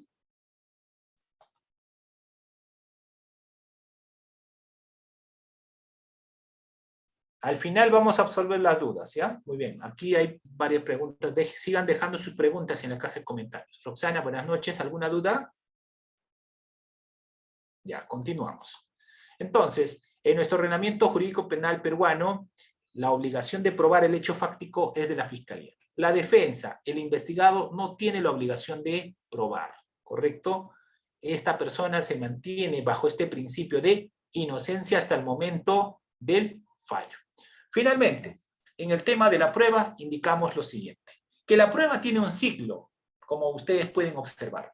En un primer momento, la prueba se recolecta. En este caso no se denomina prueba, se denomina elementos de convicción. Y ello se realiza durante la etapa de investigación. Luego, en un segundo momento, estos elementos de convicción son ofrecidos como medios de prueba. No se ofrecen como elementos de convicción, se ofrecen como medios de prueba en la etapa intermedia por parte de los sujetos procesales, en este caso en concreto, Ministerio Público, Defensa, Actor Civil, entre otros. Pero no basta el ofrecimiento de los medios de prueba en la etapa intermedia. Estas deben tener este requisito de legalidad, utilidad, conducencia y pertinencia. Asimismo, una vez que se ofrecen, estas deben ser debatidas en la etapa intermedia en este filtro de lo que se denomina admisión de medios de prueba. Creo que desde mi opinión personal, el gran problema por el que estamos pasando en el país a nivel nacional es que la etapa intermedia ha perdido su finalidad. Es decir, muchos casos que no deben llegar al juicio oral están en juicio oral. Ello por un problema que se ha generado sobre todo de que los jueces de investigación preparatoria no vienen realizando un filtro correcto de la etapa intermedia. Lamentablemente, creo que en nuestro país en los próximos años vamos a estar en el mismo problema de antes, la sobrecarga a nivel de juicio oral por problemas de que todos los casos están pasando a nivel de juicio oral, cuando la etapa intermedia debe ser el filtro para establecer qué casos pasan y qué casos no pasan a nivel de juicio oral. En el tema de la prueba, entonces, esta se da a nivel de juicio oral, esta se da con el debate probatorio, esta se da con el examen y el contraexamen de los diversos órganos de prueba, personal, que pueden ser testigos, peritos, y se va a convertir en prueba cuando ocurra ello, cuando existe el contraexamen o contrainterrogatorio. Antes no existe, antes no se da lo que se denomina prueba. Y la prueba será lo que se actúa en juicio oral, no lo que se ha actuado antes. No va a ser el testimonio que ha vertido en preliminar o preparatoria, será su testimonio que ha vertido en ese acto del juicio oral ante el juzgador. Ahí se convierte su testimonio en prueba. Y su testimonio tendrá que estar enfocado a acreditar alguna proposición fáctica de las partes, es decir, del Ministerio Público o de la defensa. Una vez que se da esta actuación probatoria a nivel de juicio oral, esta pasa por otra etapa que viene a ser de valoración. Esta valoración viene a ser una operación mental, intelectual que va a efectuar el juzgador para establecer un fallo. En un primer momento tendrá que evaluar el juzgador en forma individual estos medios de prueba convertidos en prueba y luego en forma conjunta para establecer un determinado fallo. El sustento de una sentencia viene a ser la prueba actuada en juicio oral y debe tener en el tema correlativo, en este caso en concreto, debe ser la correlación de la acusación, la sentencia absolutoria o condenatoria. Esta valoración que realiza el juzgador tendrá que ceñirse bajo ciertas reglas que establece el ordenamiento procesal penal peruano. ¿Correcto? Y de ese modo, entonces, para establecer una condena o sentencia absolutoria de una determinada persona, será necesario que exista suficientes pruebas actuadas a nivel de juicio oral. Y el mensaje final sobre este punto, la defensa tendrá que enfocar toda su actuación, todo su esfuerzo a generar duda o insuficiencia probatoria. Y Ministerio Público, aprobar más allá de toda duda razonable. Muy bien, con esto doy por finalizada esta parte referido al tema de la prueba y pasamos a la segunda etapa. ¿O existe alguna pregunta hasta aquí? A ver. A ver, vamos. A ver, vamos a desarrollar unos 20 minutos medios impugnatorios y entramos a la ronda de preguntas. ¿Les parece? Muy bien. Entonces pasamos con la segunda, con el segundo tema. Dejen sus preguntas para poder absolverlo en la segunda parte, ¿correcto?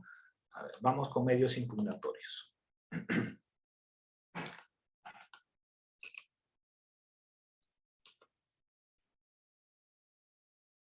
Muy bien. Entonces, el segundo tema está referido a medios impugnatorios. Esto es importantísimo. A ver. Por favor, me confirman si se observa. Sí, doctor. Muy bien. El segundo tema que nos convoca viene a ser medios impugnatorios. Y los medios impugnatorios vamos a clasificarlo del siguiente modo. Cuando nosotros hablamos de medios impugnatorios tenemos que hacer referencia sobre todo a lo siguiente. En este caso en concreto, constituyen mecanismos procesales que permiten a los sujetos procesales legitimados peticionar ante el juez que un superior examine un acto procesal.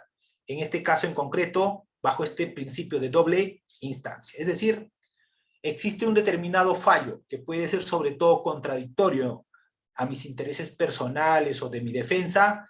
Yo como abogado, yo como sujeto procesal tengo este derecho a la doble instancia, en mérito al cual un superior distinto al que ha expedido la resolución pueda evaluar esa resolución, ese auto. En cuanto a los medios impugnatorios, entonces vamos a encontrar lo siguiente. Primero, en los medios impugnatorios vamos a encontrar que estas tienen como finalidad sobre todo que un superior revise el auto o resolución expedida en primera instancia. Segundo, bajo este principio de la falibilidad humana, vamos a mencionar o vamos a cuestionar de que esa resolución incurre en algo. Para poder impugnar un determinado caso, que puede ser un auto o resolución, tenemos que encontrar en un determinado caso si esta resolución incurre en un vicio o incurre en un error. Es decir, cuando nosotros hablamos de medio impugnatorio, lo que tenemos que buscar cuando vamos a cuestionar esta resolución es, ¿está incurso en un vicio o está incurso en un error? En este caso puede ser un error referido a problemas de subsunción, un error referido a valoración, un error referido al hecho, un error referido a derecho o error en la motivación. ¿A qué tipo de error está referido el auto o resolución materia de cuestionamiento? O estamos hablando ante un vicio, que en este caso un vicio por defecto procesal de trámite, algo que el juzgador no realizó en la etapa anterior, en este caso en concreto. Entonces, cuando cuestionamos a través de un medio impugnatorio, que puede ser reconsideración, apelación, casación o revisión, recordemos que siempre tenemos que tener en cuenta estos dos puntos, vicios o errores, en cuál de ellos nos encontramos. Para eso, tenemos que tener presente también ciertos principios, como por ejemplo el principio de legalidad, el principio de trascendencia, el principio dispositivo, de doble instancia, prohibición de reforma, empeor e inmediación. Sobre todo en materia penal, sobre todo en delitos violentos, vamos a tener en cuenta este principio de legalidad y de doble instancia, ¿no? Sobre todo de que un superior pueda revisar la resolución. Cuando impugnamos un determinado caso, debemos centrarnos sobre todo primero en identificar el vicio-error, segundo, tenemos que justificar por qué esta resolución incurre en este vicio-error y cuál es el resultado que conlleva esta. Lleva a una declaratoria de nulidad, lleva a una revocatoria. ¿A qué lleva este resultado negativo de esta resolución? Los efectos que puede tener los medios impugnatorios, sobre todo, pueden ser varios, ¿no? En este caso en concreto puede ser extensivo. Si una determinada persona está siendo procesada por varios, esta se puede extender a las personas que no han interpuesto el recurso. También puede ser suspensivo, por ejemplo, una determinada sentencia de primera instancia que no se ejecute hasta que el superior lo revise. También puede tener como efecto estos medios impugnatorios el efecto devolutivo en cuanto a la tramitación, en este caso en concreto, o puede ser con efecto diferido, permite postergar la resolución del recurso a su ejecución, ¿no? En cuanto a los medios impugnatorios, vamos a encontrar también lo siguiente. En este caso en concreto, de las clases de recursos, vamos a encontrar apelación, la más clásica, pero antes de la apelación vamos a encontrar lo que se denomina recurso de reposición. Esto sobre todo en audiencias interlocutorias, ¿no? En este caso en concreto, se plantean en la misma audiencia. Contra lo resuelto, contra esta resolución de reposición, no procede recurso de apelación. La apelación es otro recurso que tiene como finalidad sobre todo que un superior examine esa resolución o auto expedida en primera instancia. También vamos a tener otro recurso de queja. Esto no viene a ser recurso de queja a nivel fiscal, sino un recurso de queja cuando hemos interpuesto un medio impugnatorio a nivel de la sala penal y esta no ha sido admitida. Podemos a través de un recurso de queja interponer ante la Corte Suprema, en este caso en concreto.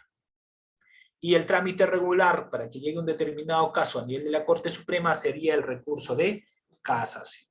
Sobre estos recursos habría que indicar sus plazos. Estos plazos son perentorios, es decir, se contabilizan en días hábiles, y lo que tendríamos que mencionar en concreto es lo siguiente. Para el recurso de reposición, 2 días, siempre y cuando ésta sea notificada por escrito, pero si es notificada en audiencia, en el mismo acto tendrá que plantearlo el abogado defensor. Contra lo resuelto del recurso de reposición, no procede recurso de apelación. Otro recurso muy importantísimo, sobre todo, es el recurso de apelación contra autos y recursos de quejas, que viene a ser el plazo de 3 días, ¿no?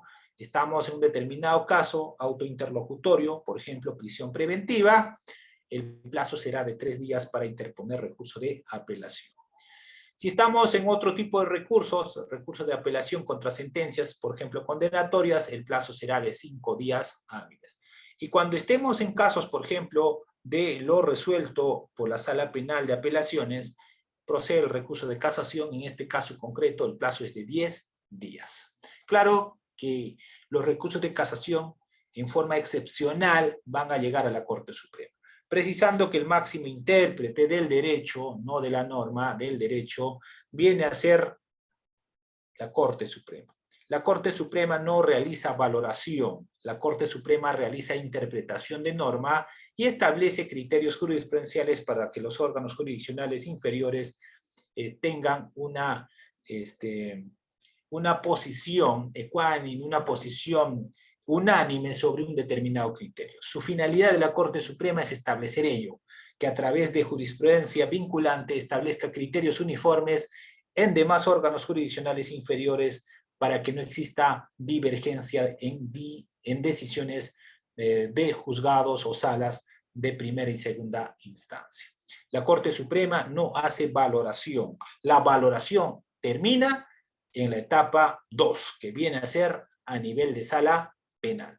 Y lo más importante en este nuevo modelo procesal penal es lograr una sentencia condenatoria o absolutoria en primera instancia. En ese momento es la etapa más trascendental. Si yo logro una sentencia absolutoria en primera instancia, como abogado defensor, téngalo por seguro que en sala no lo va a poder condenar. A lo mucho en sala podrá declararlo nulo y nuevamente un nuevo juicio oral. Pero si yo soy fiscal y logro una condena en primera instancia, téngalo por seguro que en sala existen hasta 3 opciones. Pueden condenarlo, pueden declarar nulo o pueden absolverlo, ¿correcto? Pero más que todo esta clase está enfocado a abogados defensores.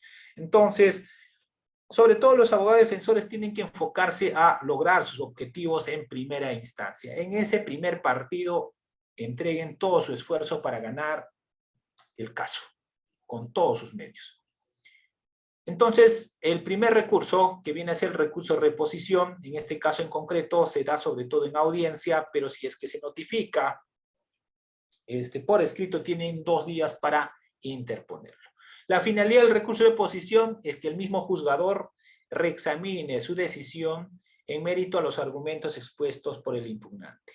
En este caso en concreto, este recurso sirve para pedir un reexamen del juzgador en audiencia o si ésta es notificada por escrito para que en el plazo de 2 días se presente y nuevamente el juzgador revise los motivos de su fallo. Ante lo resuelto por el juzgador al recurso de reposición, no procede medio impugnatorio. Las características del recurso de reposición, en este caso en concreto, pretende la revisión de la decisión por el mismo órgano que lo dictó y asimismo es un recurso positivo y ordinario, ¿no? En este que va a finalizar en el acto mismo. La finalidad es conseguir la pronta modificación o revocación de la resolución que emita el juez, sin necesidad de paralizar o retardar un acto procesal en concreto. ¿Correcto? Esto normalmente lo vamos a hacer en audiencias interlocutorias. Otro medio impugnatorio importante en este nuevo modelo procesal penal viene a ser el recurso de apelación. Aquí, en mérito a esta doble instancia que prima, y a esta posibilidad que tenemos de que las personas pueden cometer errores, lo que se busca es que un superior, con la finalidad de que revise esta resolución, sea concedido este medio impugnatorio. Ella procederá para que el superior confirme, revoque o declare nula. 3 opciones que tiene el superior respecto a un determinado caso. En este caso en concreto, si nosotros somos la parte que impugna, tendremos que identificar plenamente en el aspecto de fondo en qué radica el fundamento de mi recurso de apelación y qué es lo que busco. Y no se olviden que cuando planteamos recurso de apelación, tiene que existir el agravio, ¿correcto? Si se plantea el recurso de apelación y no existe agravio, puede ser declarado improcedente este medio impugnatorio. Por otro lado, tenemos otro recurso importantísimo, el recurso de casación. En este caso en concreto, procede contra las resoluciones expedidas por la Sala Penal de Apelaciones. El recurso de casación por sí solo no llega automáticamente a la Corte Suprema. Esta tiene que cumplir ciertos requisitos, como por ejemplo pena superior a los 6 años, como por ejemplo tiene que haber un interés casacional, entre otros. Esta, de cierto modo, es algo excepcional. La finalidad es que la Corte Suprema, en mérito a un determinado caso, establezca criterios jurisprudenciales para los órganos jurisdiccionales inferiores. Vuelvo a mencionar, la Corte Suprema no oración de pruebas con el recurso de casación. La Corte Suprema lo que va a efectuar es una evaluación sobre la motivación de la sentencia, sobre la valoración de la sentencia en un determinado caso. Muy bien, si alguien piensa que realizando un recurso de casación va a hacerse una valoración a nivel del juicio oral, no está en la vía correcta. En este caso, tendrá que cumplir ciertos presupuestos o requisitos para que se dé el recurso de casación. A través del recurso de casación lo que se busca es uniformizar criterios.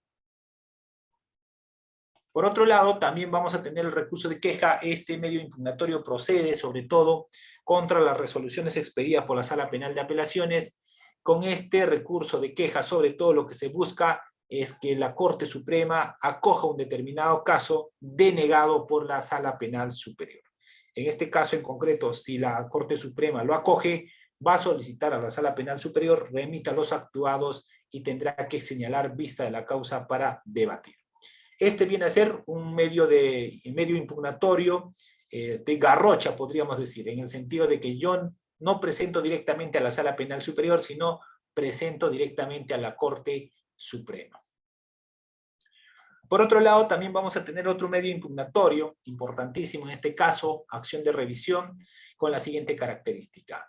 Esta acción de revisión es un medio impugnatorio que procede sobre todo contra sentencias de cosa juzgada. Es decir, un determinado caso ha quedado resuelto y esta, por el paso del tiempo, necesita una acción de revisión porque se ha obtenido un nuevo medio de prueba o prueba que modifica el resultado de esta determinada resolución. Esta acción de revisión puede darse en cualquier momento. Esta no tiene caducidad, no tiene un plazo. Para que pueda darse entonces esta acción de revisión, tendrá que existir un nuevo medio de prueba o prueba que varíe o que haga variar el resultado de la resolución expedida anteriormente. Esta acción de revisión se presenta solo ante la Corte Suprema. Muy bien. Aquí en concreto en la acción de revisión tendrán que poner los sujetos legitimados para interponerlo, efecto de la interposición, y los fundamentos que tendrá que señalar, ¿no? Vuelvo a mencionar, esta acción de revisión puede darse en cualquier momento. Hay una sentencia condenatoria de 10 años, el señor está cumpliendo la pena ya 8 años, y en el 8º año se descubre un nuevo medio de prueba o prueba que da un sentido distinto al fallo. Por tanto, se puede plantear esta acción de revisión ante la Corte Suprema. Muy bien. Con eso damos por finalizada esta sesión y pasamos a la ronda de preguntas.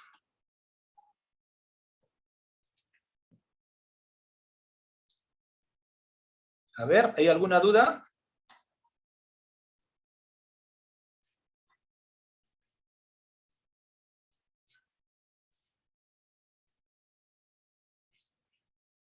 A ver, por favor, vamos. Denle micrófono, por favor. A ver.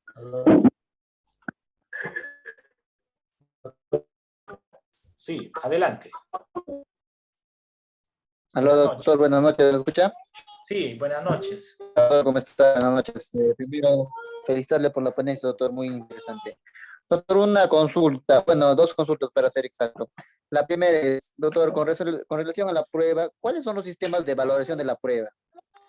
Ya, y también, doctor, justamente, a lo que indica, sí, doctor, y la prueba indiciaria, doctor, ¿es diferente a la prueba que se presenta, con la prueba indiciaria? Por favor, doctor, muy amable, doctor, gracias. Ya. Muy bien. En el sistema de valoración tenemos pues la sana crítica, entre otros, ¿no? Estos son sistemas de valoración, cómo debe efectuarse la valoración de esta prueba a nivel de juicio oral. Incluso ahí está la máxima de la experiencia, que no se debe utilizar desde mi opinión personal para la valoración, porque es un tema subjetivo. Respecto al tema de la prueba indiciaria, la prueba indiciaria es el resultado de los indicios. Cuando hablamos de prueba indiciaria no estamos hablando de un punto específico, sino es el resultado, así como de los elementos de convicción, de los datos que dan como resultado los elementos de convicción. La prueba indiciaria es, estos datos, indicios nos van a dar como resultado que ese hecho ha ocurrido de ese modo, a través de una inferencia probatoria. Es decir, para que exista prueba indiciaria tiene que haber un hecho cierto, probado, que va a estar concatenado con indicios. Y con esta Un ejemplo. a ver, un ejemplo. Imagínate que hay un delito de, de usurpación, ya pongamos, ¿ya? Tengo indicio que el señor ha violentado una chapa. Tengo un indicio, la chapa está violentada. Tengo indicio que el señor, luego de violentar, sacó las cosas y desapareció. Tengo indicio que en esa usurpación el dueño, esa persona posesionaba en un determinado lugar.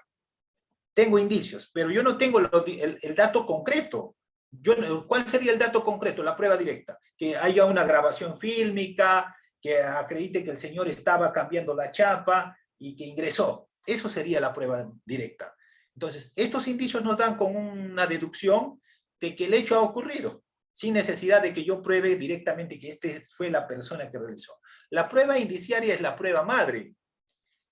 Desde mi punto de vista, todos los delitos se prueban con prueba indiciaria, es decir, con indicio. Estos indicios en conjunto tenemos que hacer una inferencia probatoria y ese es el resultado de lo que se denomina prueba indiciaria. A ver, dígame usted, ¿qué delito se comete con prueba directa? Alguien comete el delito diciendo, a ver, mira señor, yo te voy a asesinar, vamos a grabar, vamos a firmar, en el momento que te voy a disparar. ¿Alguien hace eso? No.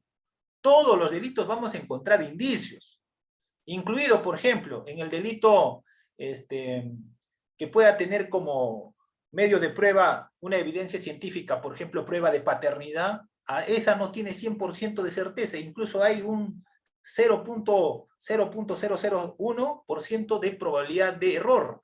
Por tanto, en el proceso penal peruano, desde mi opinión personal, todo se prueba con prueba por indicios. Y estos indicios son estos datos que nosotros estamos diciendo se recogen en la etapa de diligencia preliminar y la preparatoria.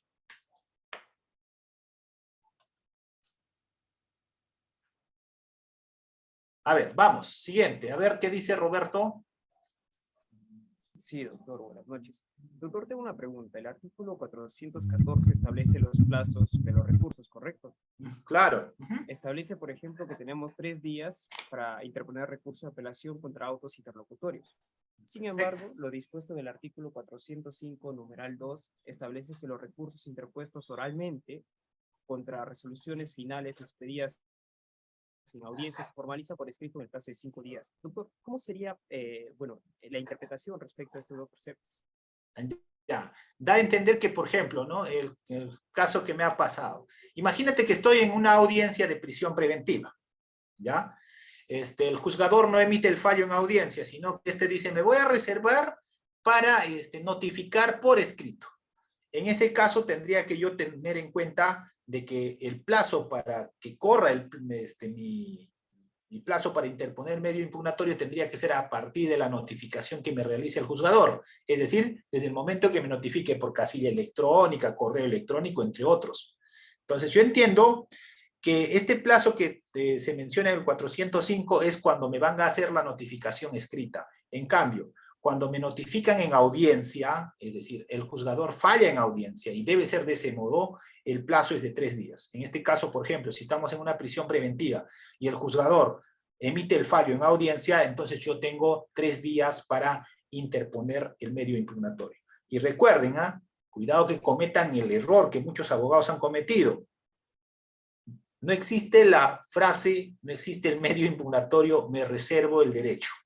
Tienes que interponer el medio impugnatorio, es decir, interpongo recurso de apelación y lo voy a fundamentar dentro del plazo legal. Cuidado, porque por un error puede ser que tu cliente se quede preso por ese periodo que le han concedido la prisión preventiva. Muy bien, siguiente. Carmen, a ver, buenas noches. Doctor, Doctor, A ver. y mi pregunta va a lo siguiente, tengo una duda. Por ejemplo, cuando se hace estamos ya en la etapa del juicio oral, ¿verdad? Y le escuché el momento de quiebre. ¿Es solo cuando las pruebas no son fehacientes o no se estipuló bien el tipo del penal de imputado? ¿O es que también, no, dentro de las audiencias, pues, digamos las audiencias, cuando hay una imputación que es de un caso simple, lo puede hacer en un día, y si son casos complicados, puede hacer en audiencias sucesivas? Y he entendido del doctor que está hoy observándole su clase, y nos dice que sí, y en la audiencia sucesiva, en una de la audiencia, no, el juez, ¿no? Colegiado no se hace presente, se da por quiebre la audiencia. No le entendí bien eso, y yo, como usted me dice esta parte nada más, entonces habría una confusión. No sé si me puede explicar eso, doctor, por favor. Ya, el quiebre de la audiencia se va a dar porque la audiencia no se instaló dentro de los 8 días. Ese es el primer supuesto, ¿correcto? O sea, no se realizó ninguna actuación probatoria. Segundo, puede quebrarse, por ejemplo, porque no concurre uno de los magistrados, pero incluso si este magistrado, por ejemplo, se enferma, imagínense que tiene que operarse, puede suplir otro juez, ¿correcto? Pero el quiebre de la audiencia se da en concreto cuando no se instala dentro del plazo legal. Es decir, un juez estaba llevando a cabo el juicio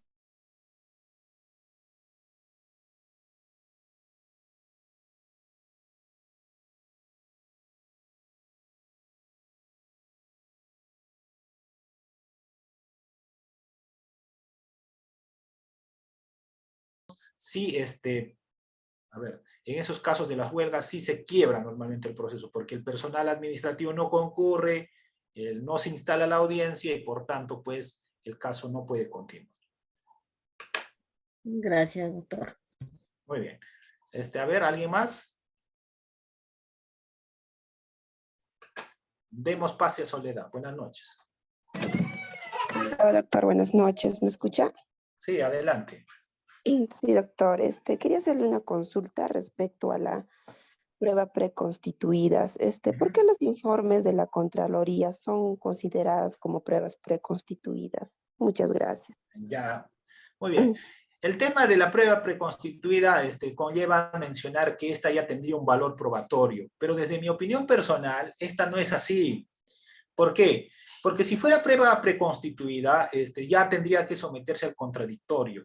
Si bien hay una norma que menciona que los informes de Contraloría deben ser considerados como prueba preconstituida, desde mi opinión personal como defensa, ustedes lo que tienen que buscar es que estos órganos de prueba, el que hizo el informe, concurra a nivel de juicio oral y se someta al debate. He mencionado, para que haya prueba preconstituida tendría que existir, ¿quién? Participación de un juez, en este caso. Y en los casos de informes de Contraloría no existe participación de juez. Son simplemente informes realizados por profesionales de diversa especialidad. Entonces, los informes de Contraloría, en mi opinión personal, no deben ser considerados como prueba preconstituida, porque no ha entrado al debate probatorio del contradictorio, y esta debe darse a nivel de juicio oral. No creo que un fiscal piense que con el informe de Contraloría va a ganar el caso en juicio oral. No creo, no creo. Siguiente.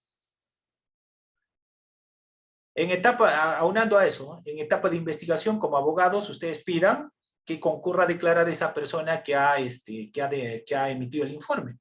En interrogatorio, en etapa de investigación, que se someta a un interrogatorio. Por ejemplo, las preguntas que le pueden hacer es, ¿cuántas personas elaboraron el informe? Otra pregunta, ¿qué parte del informe elaboró usted? ¿Por qué llegó a esas conclusiones de su informe pericial? ¿Qué documentos tuvo a la vista?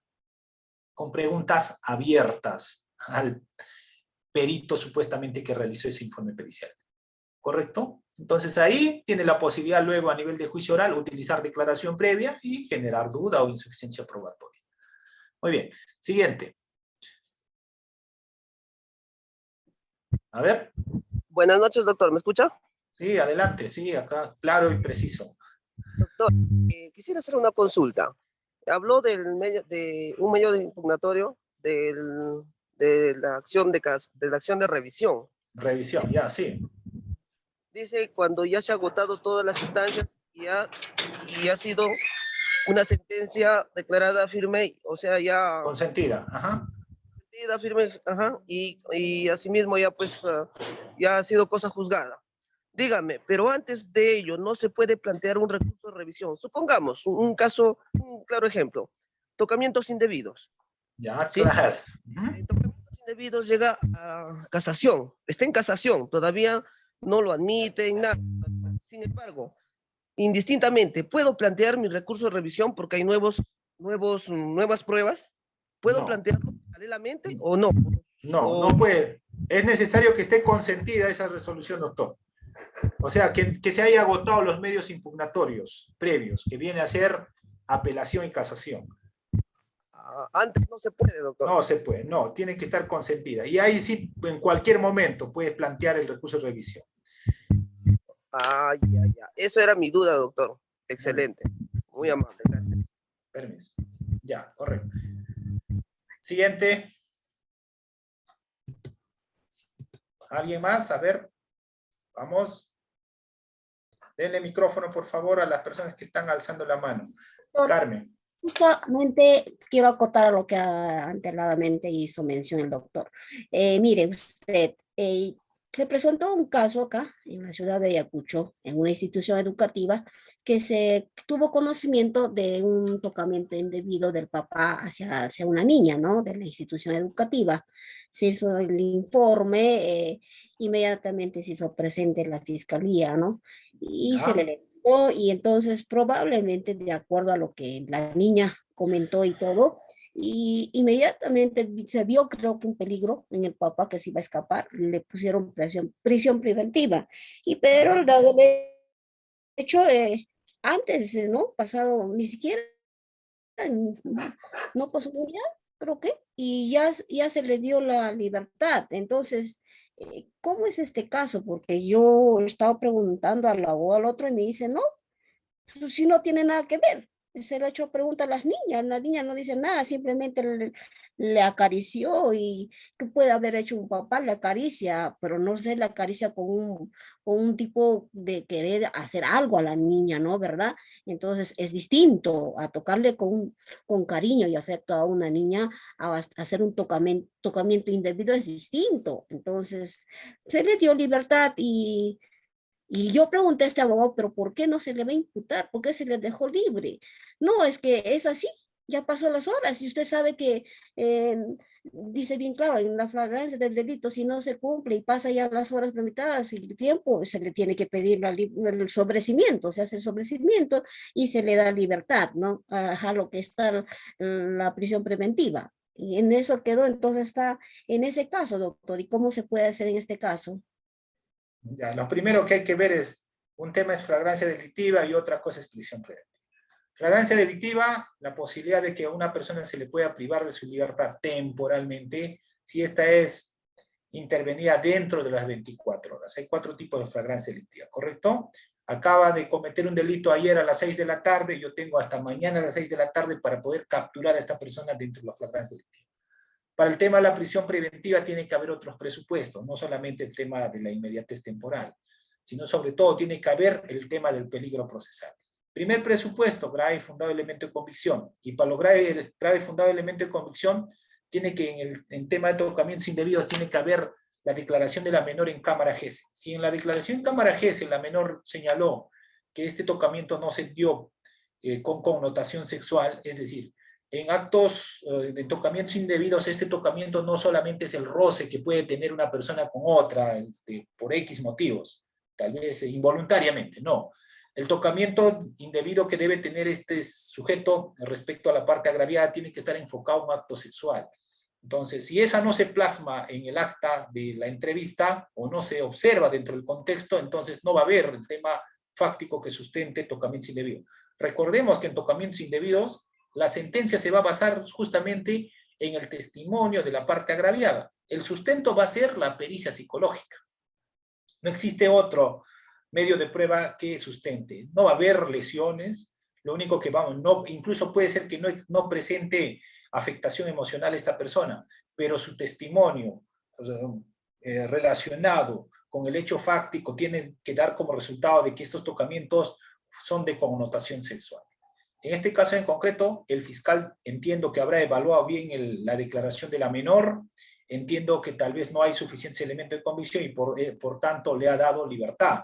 Es decir, si estaba detenido en flagrancia delictiva, el que da la libertad en flagrancia delictiva no es el juez, es el fiscal a través de una disposición fiscal y un acta de libertad. Si estamos ya con un requerimiento de prisión preventiva, el que va a darle libertad o no es el juez en mérito al debate que se da en la audiencia de prisión preventiva.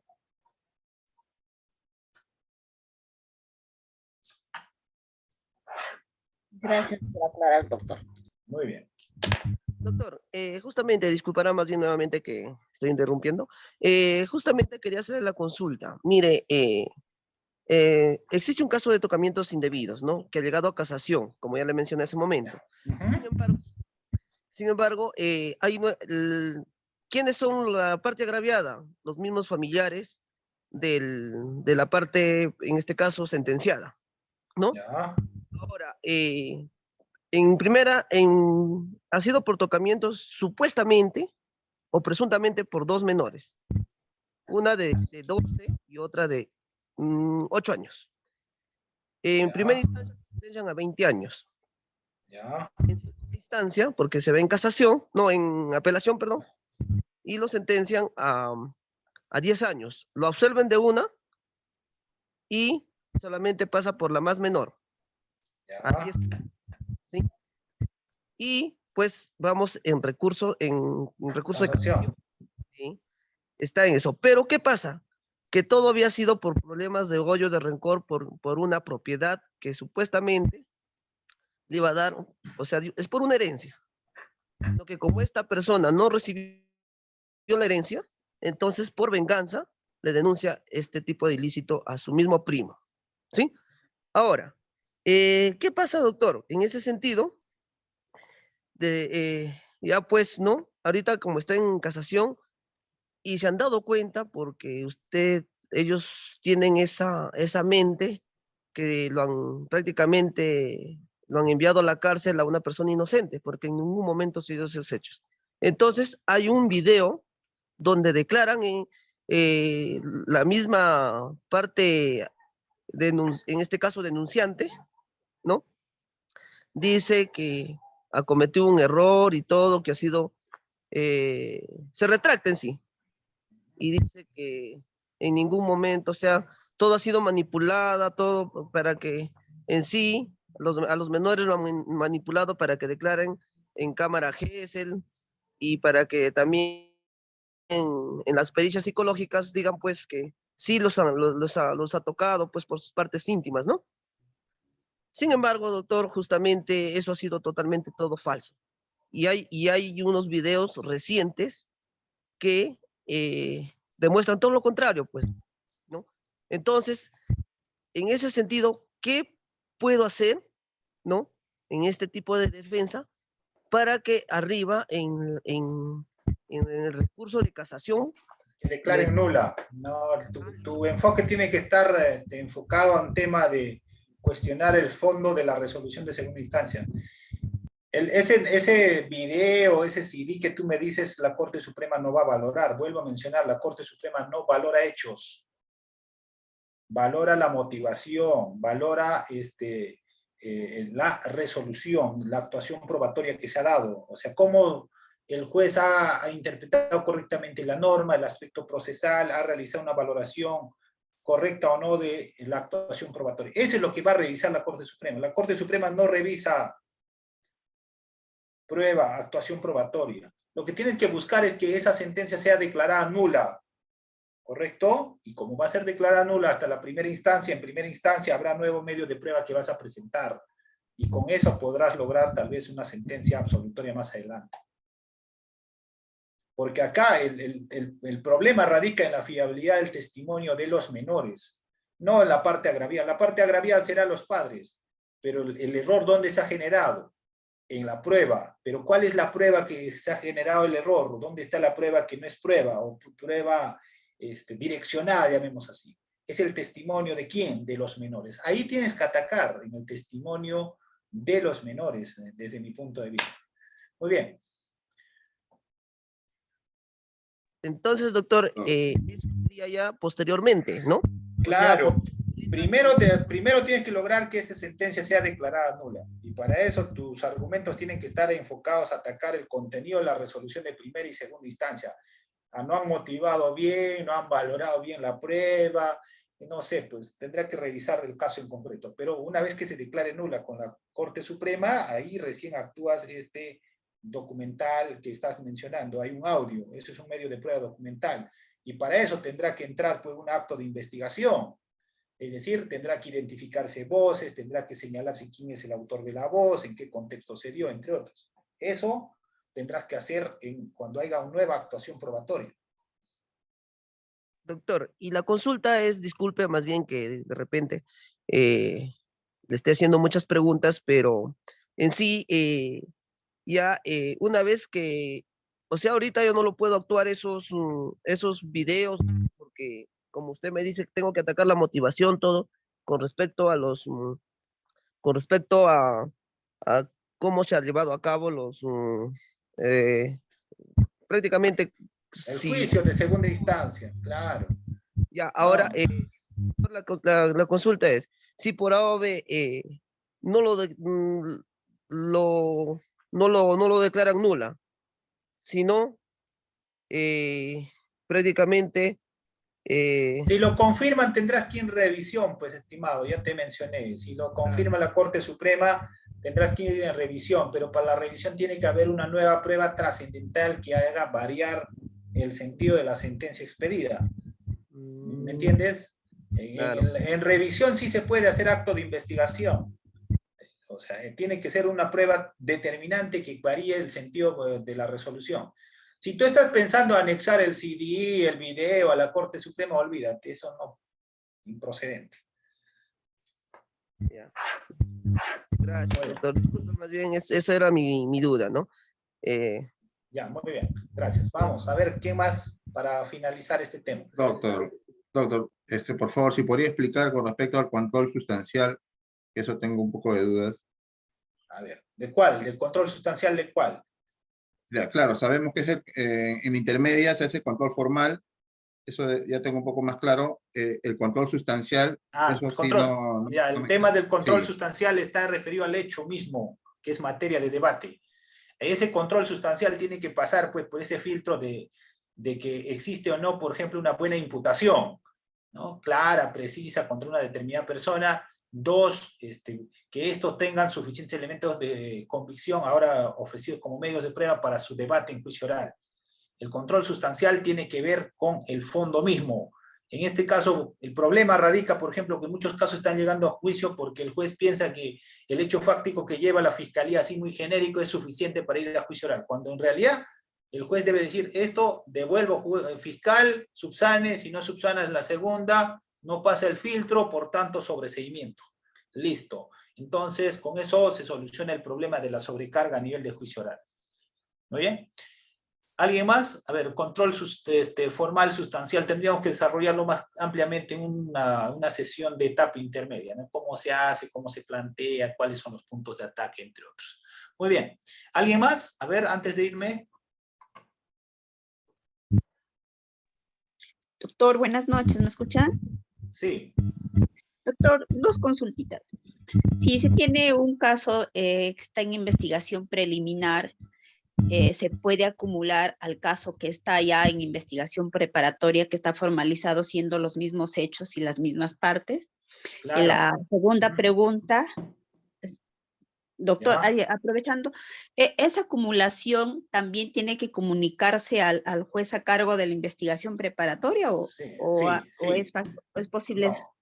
Sí, se puede acumular al primer caso que se está investigando, en ese caso se tiene que comunicar al juez, pero tiene que haber la triple identidad, hecho, delito y persona, para que exista el tema de la acumulación. Si no concurre ello, no va a ser posible la acumulación. En este caso en concreto, el que tendrá que expedir será una disposición fiscal, el fiscal que está conociendo, por ejemplo, nuevamente el caso inicial, ¿no? Está en preliminar y el otro está avanzado, ya está en preparatoria. A este de preparatoria tendremos que acumularlo, siempre y cuando exista triple identidad: hecho, delito y persona. Doctor, la segunda pregunta es, si en un caso de que estén en investigación preliminar, el agraviada cuenta con el informe psicológico del SEM, donde concluye que tiene afectación cognitivo-conductual, pero también tiene pericia psicológica de DML, el cual concluye que no tiene afectación por los hechos denunciados. El fiscal, ¿es factible que archive en mérito a la pericia psicológica, dejando aparte el informe del SEM? Por favor, esa es la Ya, pregunta. el tema en Gracias, concreto. hasta luego. Gracias. Primero, desde mi posición personal, el SEM no es la institución idónea para realizar informes psicológicos.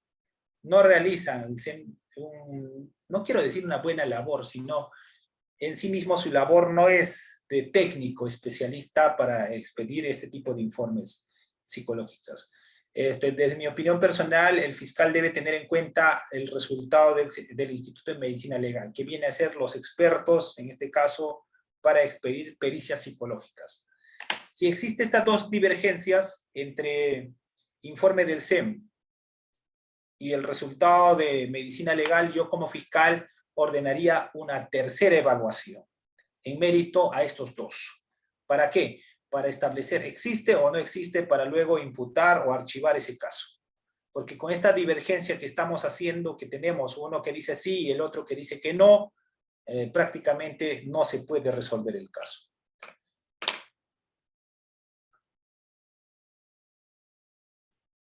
¿Alguien más? A ver. Profesor, sí, doctor, buenas noches. Una consulta.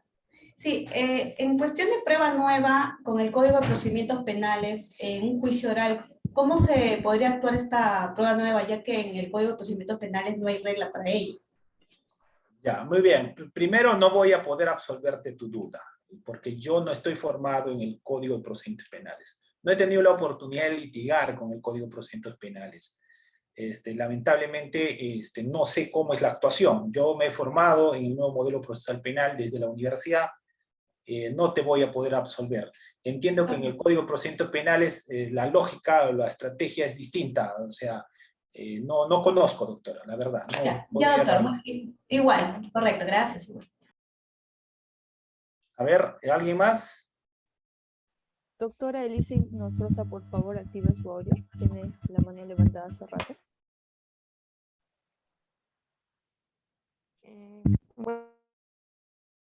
A ver, ¿alguien más? A ver, para dar por finalizado. Buenas noches, ¿me escuchan? Sí, buenas noches. Buenas noches, doctor. Muy amable por su atención. Doctor, con respecto a los delitos informáticos, la ley 0096, 2000, no recuerdo bien, la noticia criminal cuando se da en estos tipos de delitos que son complejos, ¿de qué manera se puede llegar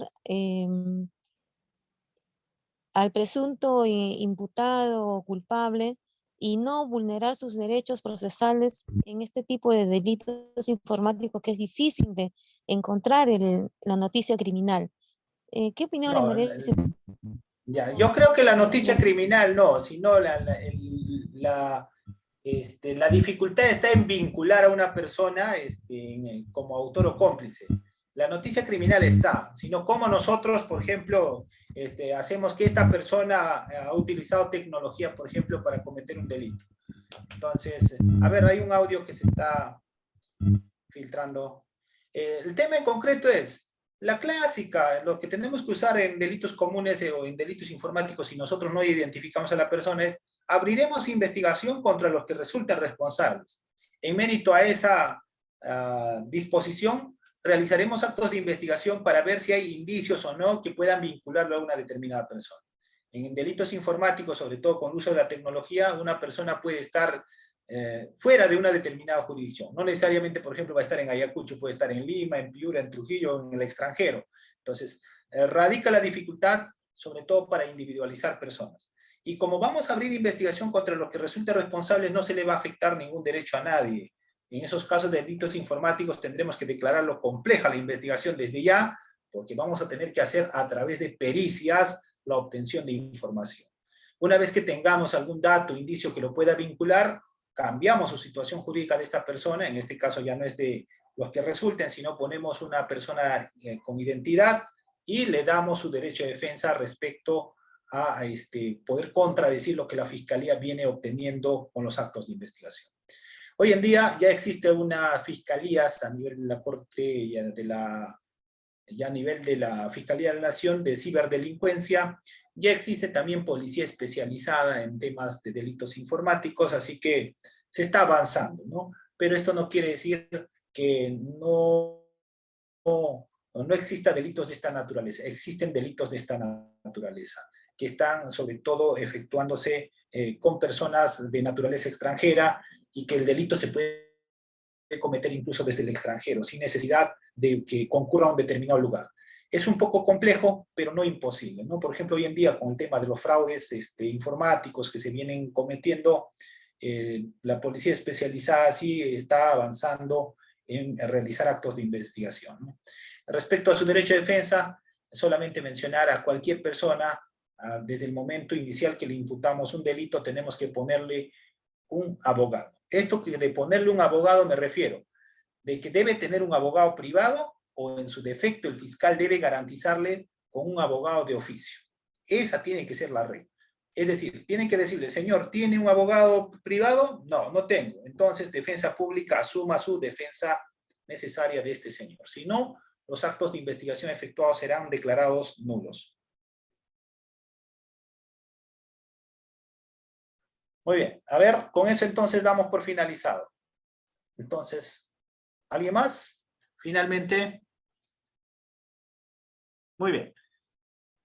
Entonces, con esa precisión doy por finalizada esta sesión. Muchísimas gracias por estar en esta clase. Los materiales se les va a enviar a los organizadores para que los pueda distribuir y nos estaremos viendo en otra sesión si Dios lo permite. Buenas noches. Muchas gracias, doctor Henry Coronado. Definitivamente vamos a contar con usted para un próximo evento académico y que tenga buen descanso. Muchas gracias. Buenas noches. Hasta pronto. Bueno, gracias a todos los participantes por conectarse, por participar. Vamos a seguir con las clases. Yo sé que ha quedado algunas preguntas que han faltado responder en el chat.